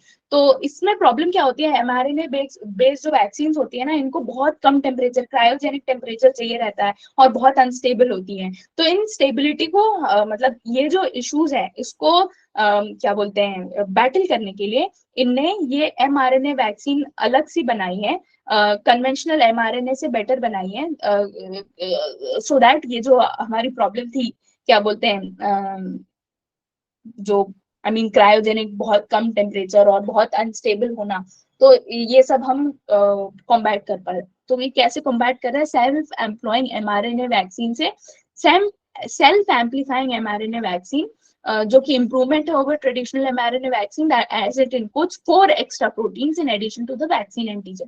तो कैसे वर्क करता है ये आरएनए वैक्सीन, ये एनकोड करता है spike protein on the virus, कोई भी वायरस, यहाँ कोरोना वायरस लिखा है, मैं एक आइडिया दे रही हूँ, नॉट नेसेसरीली कोरोना वायरस, जो भी हमारे वायरस होते हैं, तो इसके स्पाइक प्रोटीन्स होते हैं ना, जो मैंने बोला अंदर है और इसके बाहर जो ऐसी चीजें होती है, ये प्रोटीन्स होती है, यहीं से इन्फेक्शन स्टार्ट होता है, राइट, हमारी बॉडी में, यहीं से ये एंट्री लेते हैं हमारी बॉडी में। तो इस ढांचे को हम अपनी बॉडी में भेजते हैं एमआरएनए के थ्रू, और हमारी बॉडी फिर एंटीबॉडीज क्रिएट करती है। तो यही है। फिर एडवांटेज क्या है सेल्फ एम्पलीफाइंग का, सेल्फ एम्पलीफाइंग प्लीज अच्छे से रीड कर लीजिएगा कि क्या है। एडवांटेज क्या है, मेक स्टोरेज इजी हो जाता है, कॉस्ट, डोज, आरएनए जो हमको वैक्सीन की डोज हो जाती है वो कम हो जाती है। अच्छा, ये जो डीएनए और आरएनए वैक्सीन हैं, ये दो टाइप की जो वैक्सीन है, इसमें चेंज क्या है या डिफरेंस क्या है देख रहे हैं हम। इन DNA vaccine, a piece of DNA encoding the antigen, piece of DNA encoding the antigen is first inserted through bacterial plasmid and then injected into the muscles, है ना। तो ये बैक्टीरियल प्लाज्मिड क्या था, it is a circular piece of DNA used by bacterium to store and share genes. जो मैं उस दिन बता रही थी ना बैक्टीरियोफेज के रिलेशन में, कि बैक्टीरिया जो वायरस है, जो बैक्टीरिया को इन्फेक्ट करता है, तो एक बार जब इन्फेक्ट करता है तो बैक्टीरिया अपने जीन्स में इसका जो आरएनए या डीएनए का जो कोड है वो सेव कर लेता है। तो ये सेव कहाँ करता है, ये प्लाज्मिड में सेव करता है, ये आपको याद होना चाहिए। ये जो डीएनए वैक्सीन होती हैं यही करती हैं क्या, कि जो a piece of DNA encoding the antigen is first inserted in the bacterial plasmid, और फिर हमारे मसल्स में इंजेक्ट कर दी जाती है ना। और आरएनए वैक्सीन क्या होता है, uses a copy of natural chemical messenger called as mRNA, जो मैं आपको बता रही थी, messenger RNA, to produce immune response in humans. mRNA teaches cells how to make protein that triggers immune response. तो DNA vaccine is more stable और RNA vaccine is less stable comparatively. और unlike RNA vaccine, DNA vaccine have potential to integrate into the host cell genome. मतलब बोलते हैं ना कि वो DNA में ही, जो हमारी बॉडी के डीएनए में ही इंटीग्रेट हो जाती है, मतलब थोड़ा बहुत अल्टर करके ऐसी हमारी बॉडी बन जाती है कि पर्टिकुलर डिजीज से वो रेजिस्टेंट हो जाए थ्रू आउट, है ना। बार बार जैसे कुछ वैक्सीन होते हैं ना, हमें लेनी पड़ती है बार बार, जैसे टेटनस का इंजेक्शन होता है, वैक्सीन होता है, वो आपको है ना, हमारी बॉडी भूलती रहती है, तो बोला जाता है कि एक बार लगवाया, फिर 5 साल बाद लगवाया, नहीं फिर 10 साल बाद लगवाया, या 3 साल बाद लगवाया, ऐसे 4-5 आप उसकी डोज ले लेते हो, तो फिर बॉडी भूलती नहीं है। मतलब जैसे हनुमान जी को बोलते हैं ना कि आप बार बार उनको याद दिलाओगे तो फिर वो भूलते नहीं है, बस उस टाइप का कॉन्सेप्ट है। कुछ कुछ ऐसे टेटनस वगैरह के इंजेक्शन होते हैं, बार बार लेते हो तो फिर बॉडी नहीं भूलती है उसको फिर कभी भी। अच्छा, उसके बाद आते हैं हम one health joint action plan पे। ये क्वाड्रिपैट्राइट जॉइंट एक्शन प्लान है, किन किन का, UNFAO, UNEP, UN sorry WHO और वर्ल्ड हेल्थ ऑर्गेनाइजेशन के। अच्छा 2 मिनट।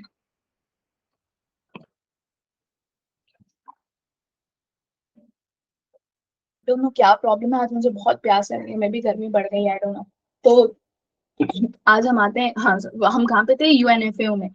अच्छा, इसको जल्दी से देख लेते हैं। जो यूएनएफएओ है वो कब बना था, जल्दी से देख लेते हैं। 1945 में, राइट, 1945, 16 अक्टूबर 1945।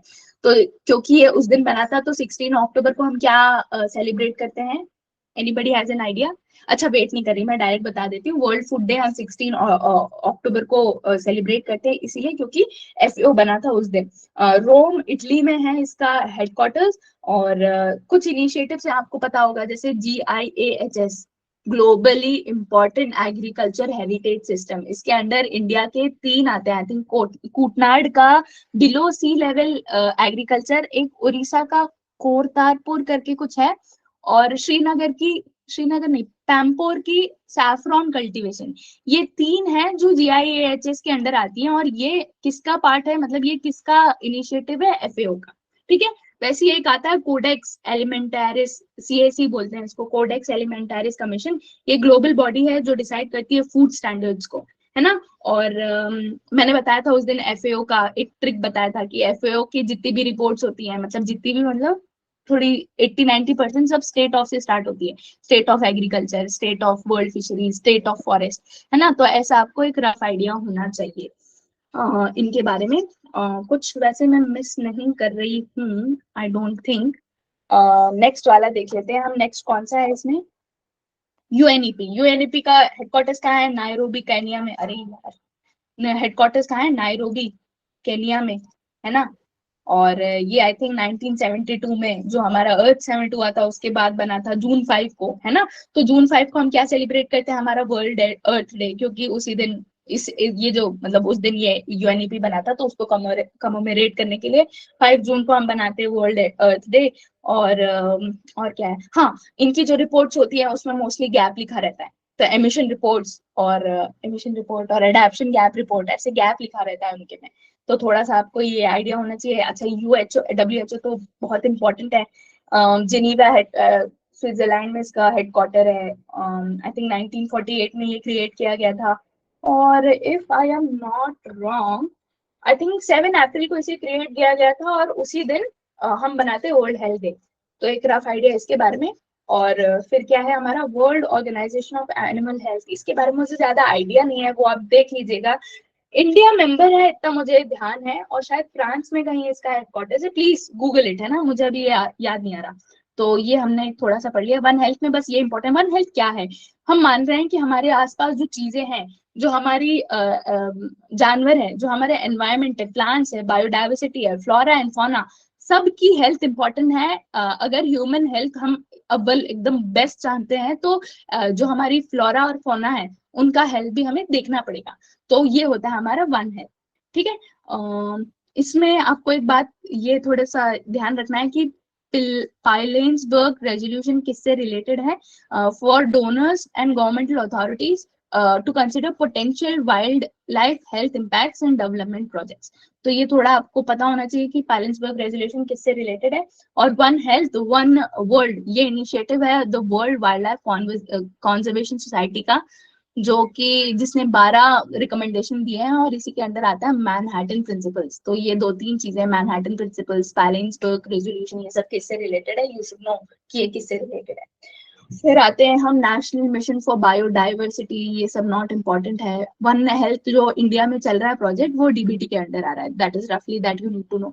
अच्छा, डब्ल्यूएचओ ने क्या रिलीज किया है? अरे यार मेरा पेन, हाँ, डब्ल्यूएचओ ने रिलीज किया है क्या? First ever fungal priority pathogen list, है ना। ये डब्ल्यूएचओ ने रिलीज किया है। पैथोजेंस क्या है? ऐसे ऑर्गेनिजम्स होते हैं जो होस्ट को डिजीज कॉज करते हैं। तो मैं प्लाज्मोडियम बता रही थी, फिर माइकोबैक्टीरियम बता रही थी, या जिनसे टाइफॉइड होता है, टाइफी जो है ना, सैल्मोनेला टाइफी, ये सब क्या है? पैथोजेंस है।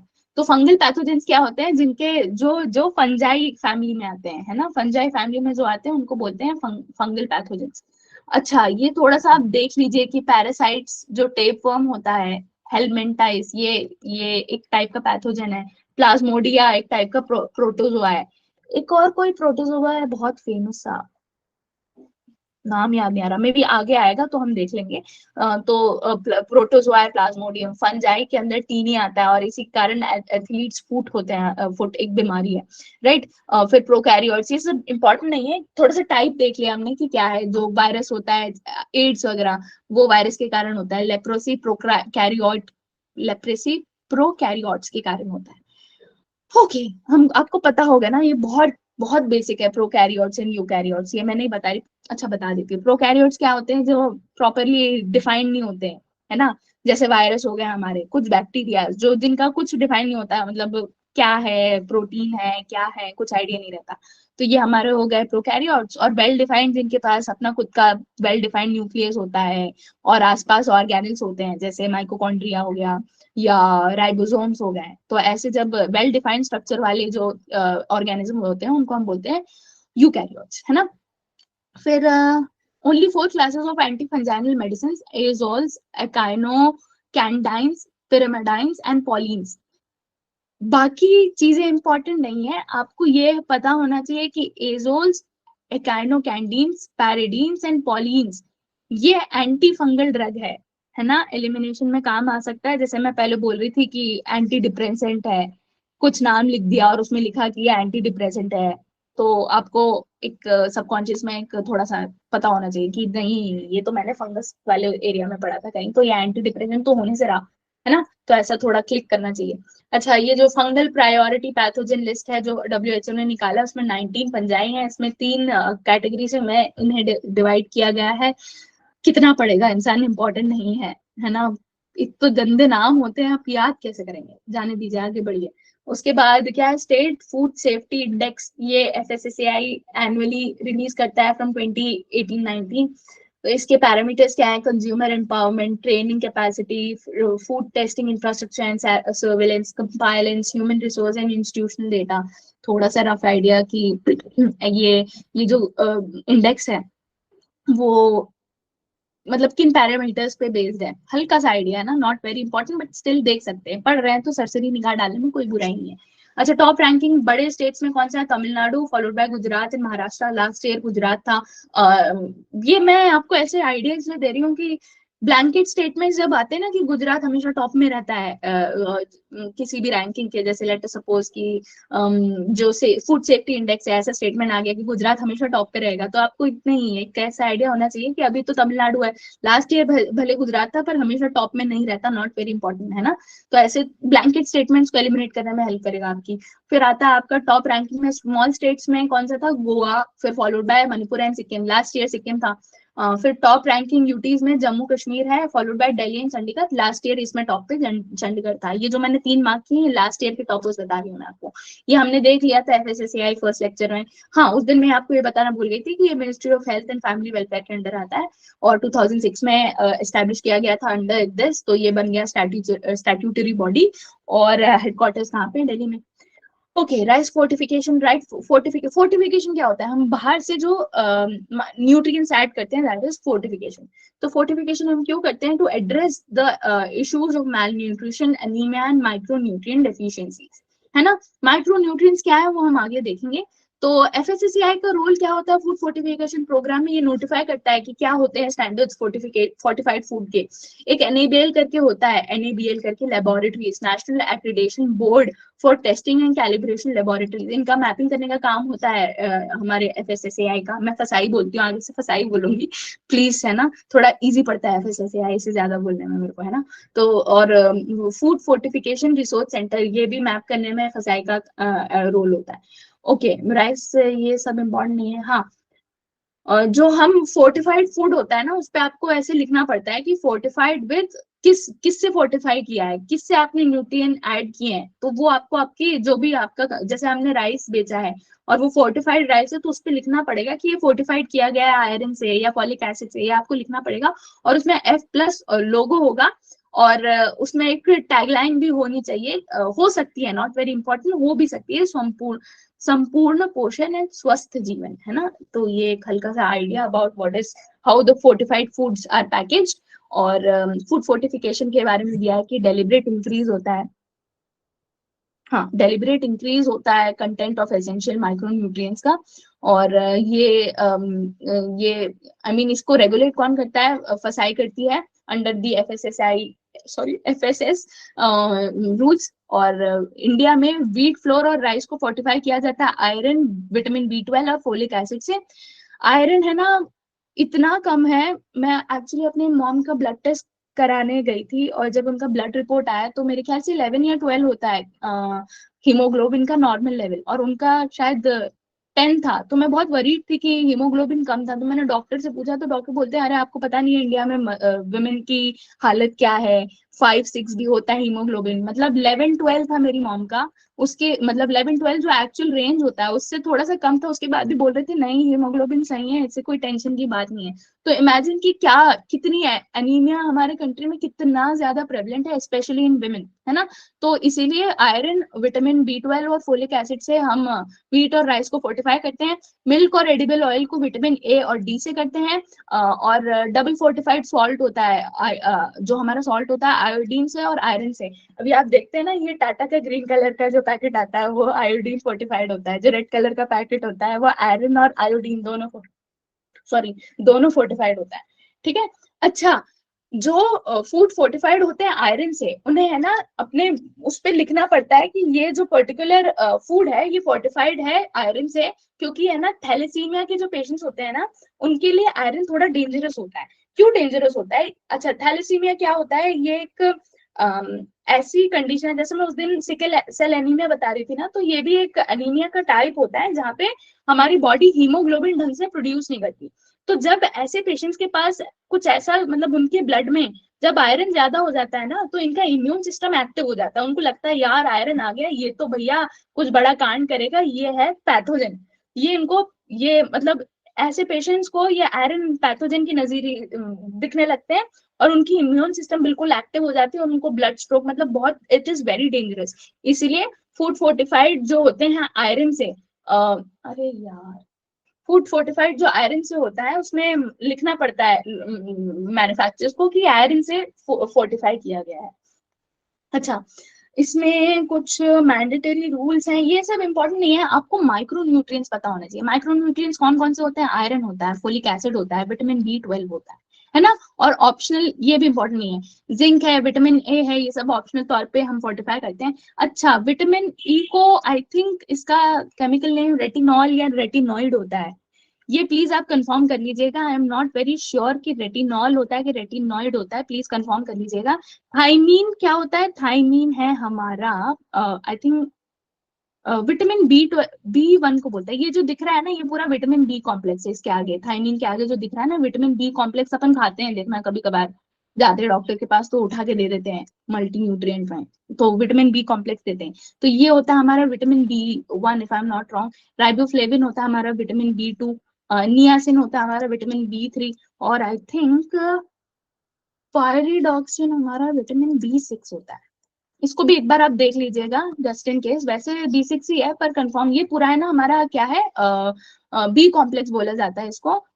ये स्टेट पीसीएस में, पीएससी में बहुत इंपॉर्टेंट हो जाता है, और कई बार है ना यूपीएससी वाले भी पूछे, ऐसे एकदम नहीं पूछते कि इसका नाम क्या है, पर कई बार जैसे मैं बोल रही थी एलिमिनेशन में काम आ जाता है ना, तो इसीलिए थोड़ा सा आपको पता होना चाहिए कि मतलब ये सब क्या है, बहुत बेसिक है ये, है ना। फिर हम आते हैं FSSAI norms. Fortified rice shall contain, according to FSSAI norms, fortified rice shall contain iron, folic acid and vitamin B 12 in India, है ना। तो टेक्नोलॉजीज कैसी हैं जिससे हम माइक्रोन्यूट्रिएंट्स को फोर्टिफाई करते हैं? दो टाइप की टेक्नोलॉजीज हैं, एक है डस्टिंग और दूसरी है कोटिंग। डस्टिंग में क्या है कि हम जो पाउडर फॉर्म होता है हमारे माइक्रोन्यूट्रिएंट का, उसे उस पर्टिकुलर क्रॉप या जो भी हमारा जैसे राइस पड़ा हुआ है ना, चावल के दाने पड़े हुए हैं, तो उस पर ऐसे डस्टिंग कर देते हैं, उसको अच्छे से मिला देते हैं, है ना। तो ये होता है डस्टिंग मेथड फोर्टिफाई करने का। पर कई बार क्या होता है कि जैसे मेरे घर पे, सबके घर पे ऐसे ही होता होगा कि चावल को धो देते हैं पहले, उसके बाद पकाते हैं। तो जब आपने चावल को धो दिया, अगर डस्ट फॉर्म में होता है ना तो वो धुल जाता है फिर, तो इतना अच्छा मतलब लिमिटेड प्रोटेक्शन होता है न्यूट्रिएंट्स का। तो डस्टिंग थोड़ी कम फॉलो की जाती है, कोटिंग एंड एक्सट्रूजन बहुत फॉलो की जाती है, कि हमने जो हमारा माइक्रो न्यूट्रिएंट होता है उसका एक पानी टाइप का सोल्यूशन टाइप का होता है, और हमने पूरा राइस पहले उसमें से डाला, उसमें से डुबोया, और उसके बाद फिर बाहर निकाल के उसे सुखा दिया।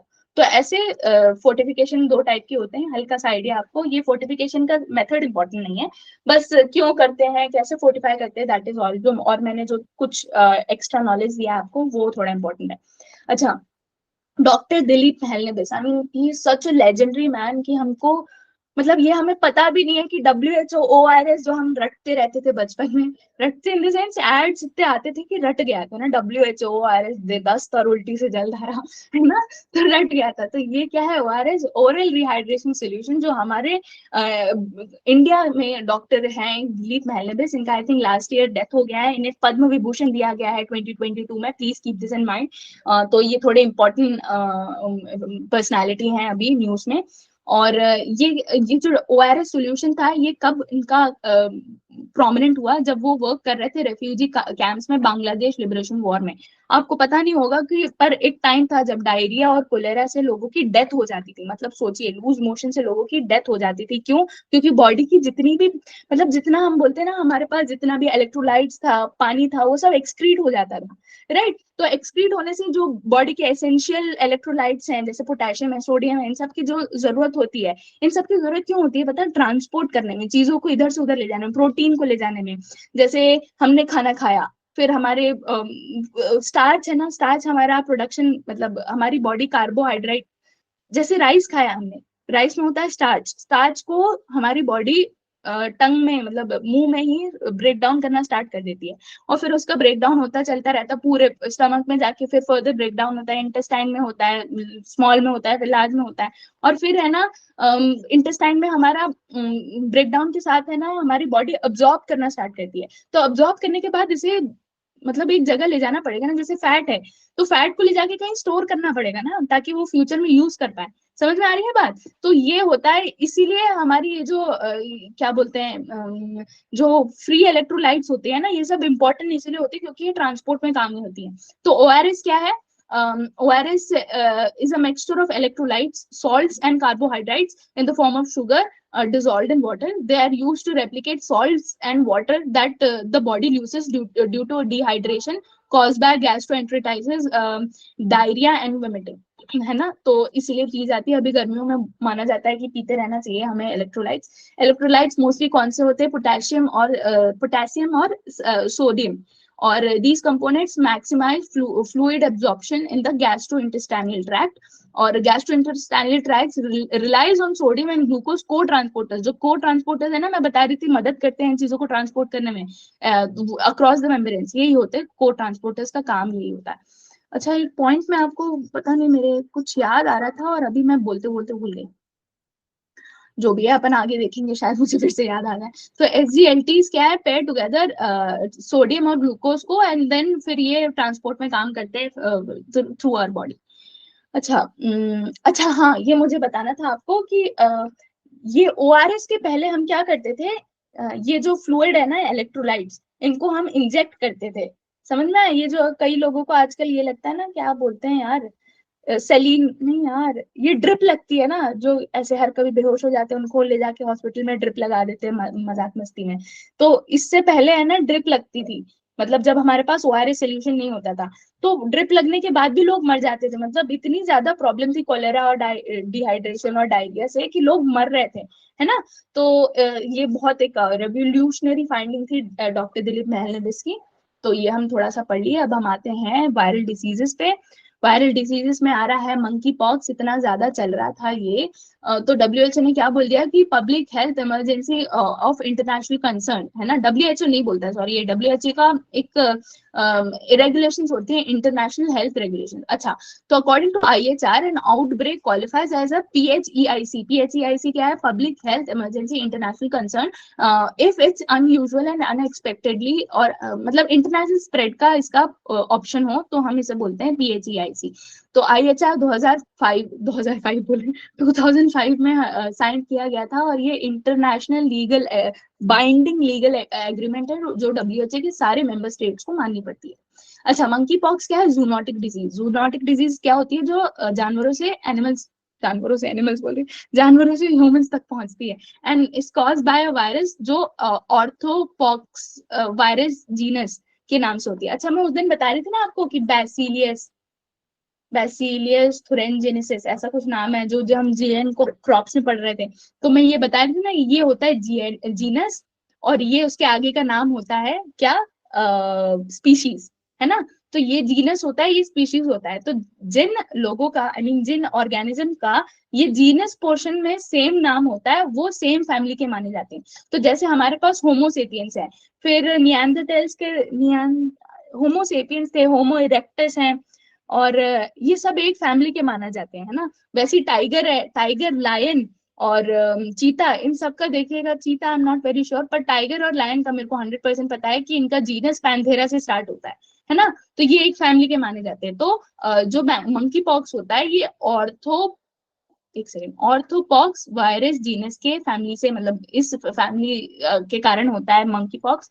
और इसमें वो भी ऐसे जीन्स भी इंक्लूड किए जाते, सॉरी, ऐसे वायरसेस भी इंक्लूड हैं जो, जिनका नाम है वायरोला वायरस। वायरोला वायरस कौन है, जो स्मॉल पॉक्स क्रिएट वो करता है, कॉज करता है।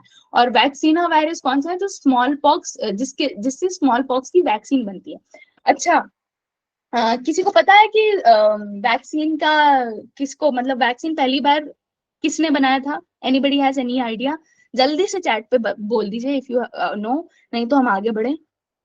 Any idea? नहीं आइडिया? अच्छा ठीक है। तो पहली बार एडवर्ड जेनर ने वैक्सीन बनाई थी, और जो पहली वैक्सीन बनी थी वो स्मॉल पॉक्स की बनी थी, है ना। एग्जैक्टली exactly, किसी ने लिखा है एडवर्ड जेनर, राइट, है ना। तो वो पहली वैक्सीन जो बनी थी वो स्मॉल पॉक्स की बनी थी। और स्मॉल पॉक्स में मतलब उनने ऑब्जर्व किया कि जिन लोगों को काउ पॉक्स होती है, मतलब वो बीमारी वहां पे उस समय बहुत प्रेवलेंट थी, तो जिन लोगों को काउ पॉक्स होता है ना, उनको स्मॉल पॉक्स नहीं होता। वो क्यों नहीं होता? वो इसीलिए नहीं होता क्योंकि मतलब ये एक ही फैमिली की वायरसेस के कारण होता था। मैं आपको ये इतनी बड़ी गाथा इसीलिए सुनाई क्योंकि देखिए, ये जो वायरस है ना, वैक्सीना वायरस, इसका नाम देखिए वैक्सीना इसीलिए पड़ा क्योंकि पहली बार जो वैक्सीन बनी थी, ये इसी स्मॉल पॉक्स, इसी इसी वायरस पे बनी थी। तो स्मॉल पॉक्स किसके कारण होता है? वायरोला वायरस के कारण। पर इसकी वैक्सीन किससे बनती? वैक्सीना वायरस के कारण। Please keep this in mind. मुझे नहीं लगता पूछेगा, बट एक रफ आइडिया है ना। तो फिर ह्यूमन, आगे बढ़ते हैं। ह्यूमन पैपिलोमा वायरस, ये सर्वाइकल कैंसर, विमेन में जो सर्वाइकल कैंसर होता है, ये सेकंड मोस्ट कॉमन कैंसर होता है विमेन में। सर्वाइकल कैंसर, ये सेक्सुअली ट्रांसमिट होता है, एचपीवी, ह्यूमन पैपिलोमा वायरस। और इसके अगेंस्ट हमारी indigenously, I think indigenously manufactured है क्या, आई am not very sure, please इसको एक बार चेक कर लीजिएगा। सर्वावैक, सर्वावैक ये हमारी first quadrivalent human papilloma virus vaccine है। किसके लिए? सर्वाइकल कैंसर के लिए। फिर एप्स्टीन बार वायरस, ये है कैंसर कॉजिंग, और ये हमारी नर्वस सिस्टम को इन्फेक्ट करता है, और ब्रेन कैंसर को भी, ब्रेन कैंसर भी हो सकते हैं। अच्छा, जोम्बी वायरस क्या होते हैं? ये ऐसे वायरस होते हैं जो बहुत दिनों से, बहुत बहुत करोड़ों सालों से, मिलियनियर से या हजारों सालों से डॉर्मेंट स्टेट में थे, पर बिकॉज ऑफ फ्यू चेंजेस ये अब वापस एक्टिव हो गए। तो zombie virus is a virus emerge due to thawing of permafrost as global temperature is rising।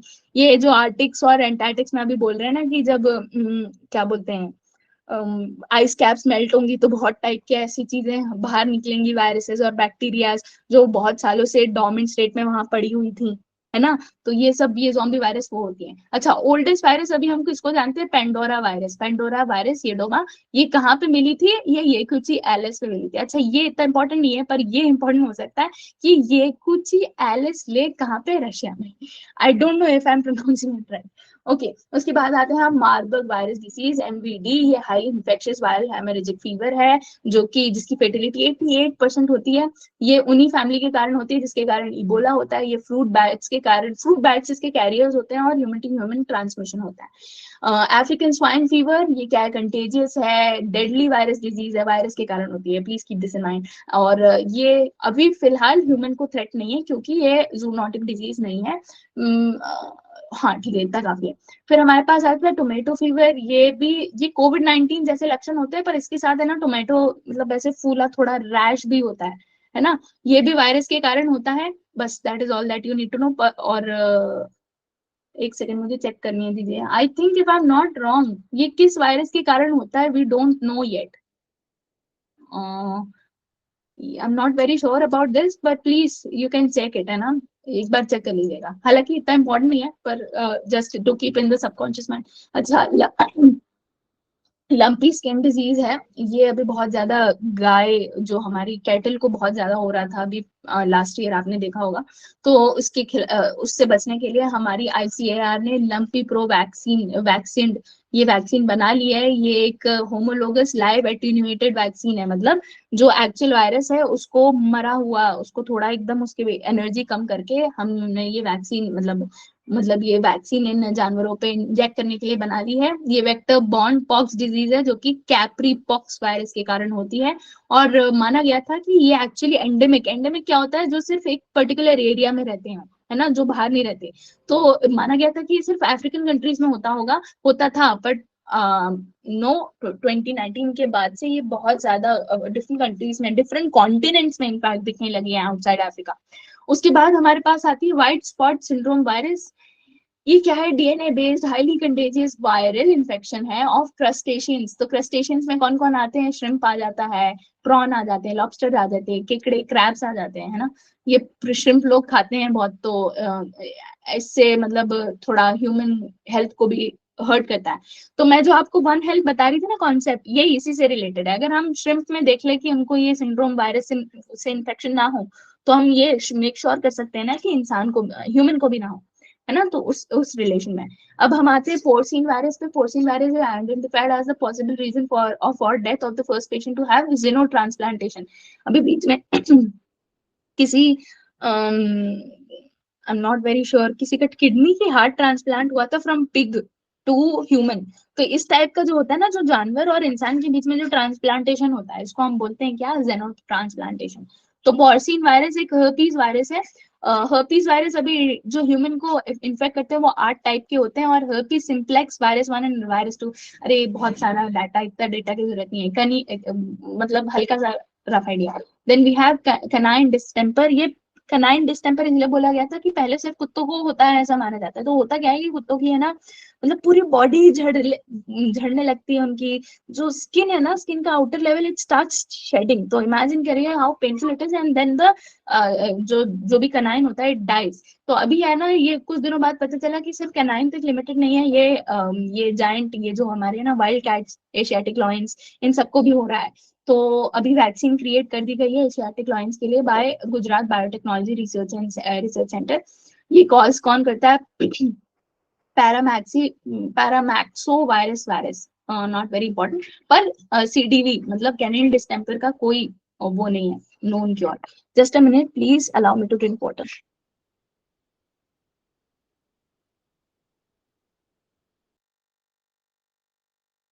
फिर हम आते हैं एवियन इन्फ्लुएंजा पे, बर्ड फ्लू पे। बर्ड फ्लू देखते रहते हैं, वायरल डिसीज है, कंटेजियस है, इन्फ्लुएंजा टाइप है, वायरस के कारण होती है जनरली पोल्ट्री बर्ड्स को।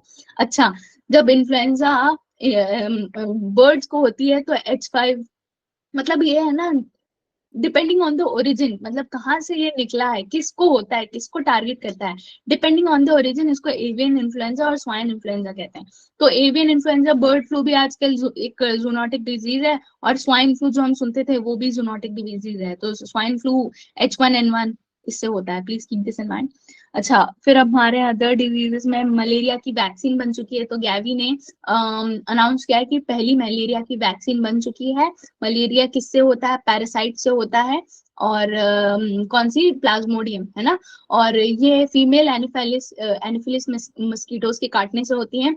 5 टाइप की स्पीशीज होती हैं, मतलब प्लाज्मोडियम के आगे है ना बहुत सारे, जैसे मैंने बोला फैमिली सेम होती है, जीनस सेम होता है, स्पीशीज अलग होती है ना।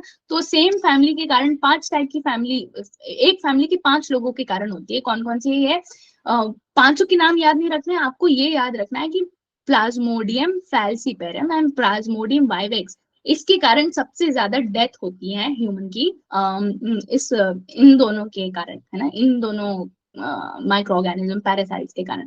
अच्छा, काला आजार क्या है, ब्लैक फीवर है, इसे विशेरियल लेशमेशियस भी बोलते हैं, जो प्रोटोजोन, हाँ यही बोल रही थी मैं आपको, जो पहले मैं भूल रही थी ना, प्रोटोजोन पैरासाइटिक डिजीज है।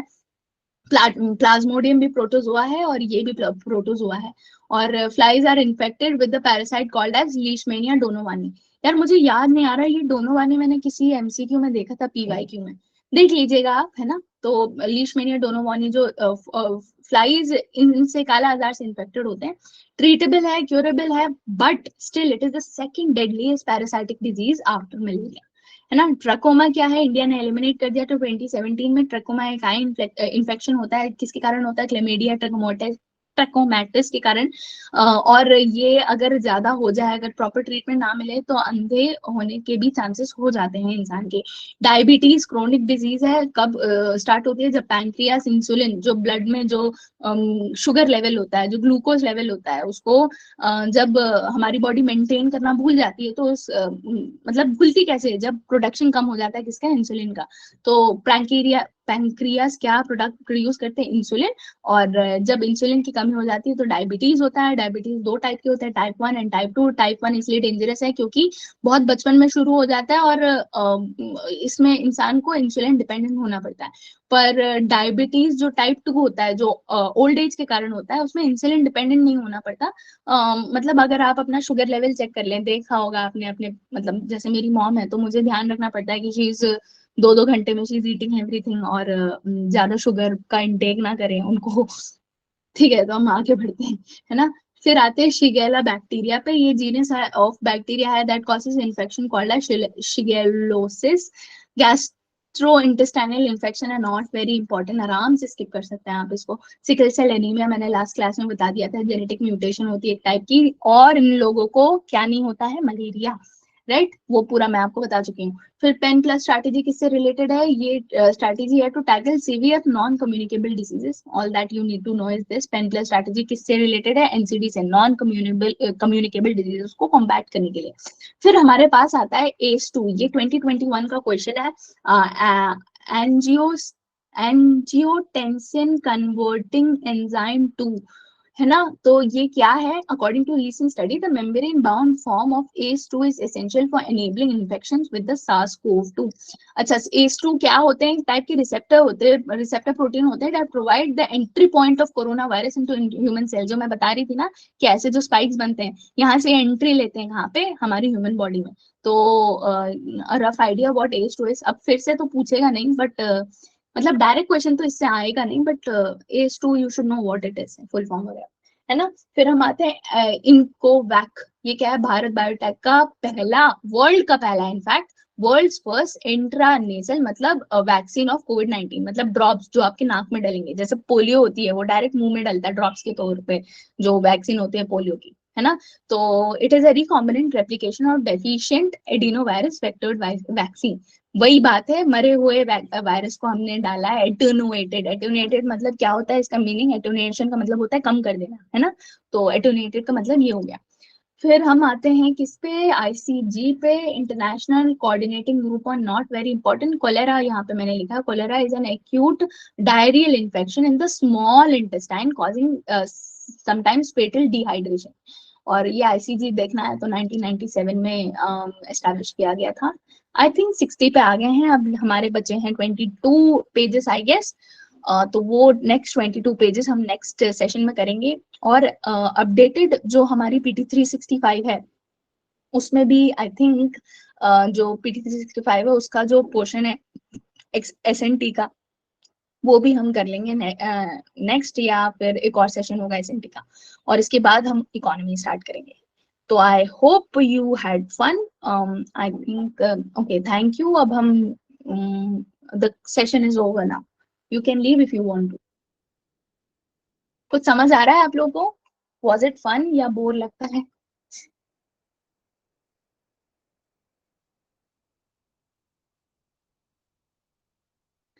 ओके, ठीक है, तो आप लोग जा सकते हैं। मैं रिकॉर्डिंग ऑफ कर देती हूँ। Thank you for being patient. और जो आप इतने अच्छे मैसेजेस मुझे पीएम करते हैं, it's so wonderful to read them, it makes my day. तो thank you for that as well. Okay, and you guys are very good listeners, और आई विल मेक श्योर कि ये वाली रिकॉर्डिंग बाहर ना जाए, क्योंकि आप लोग जो लाइव अटेंड करते हैं ना, आई अंडरस्टैंड कि आप भी अपना टाइम दे रहे हैं, तो आप लोग को ज्यादा फायदा होना चाहिए।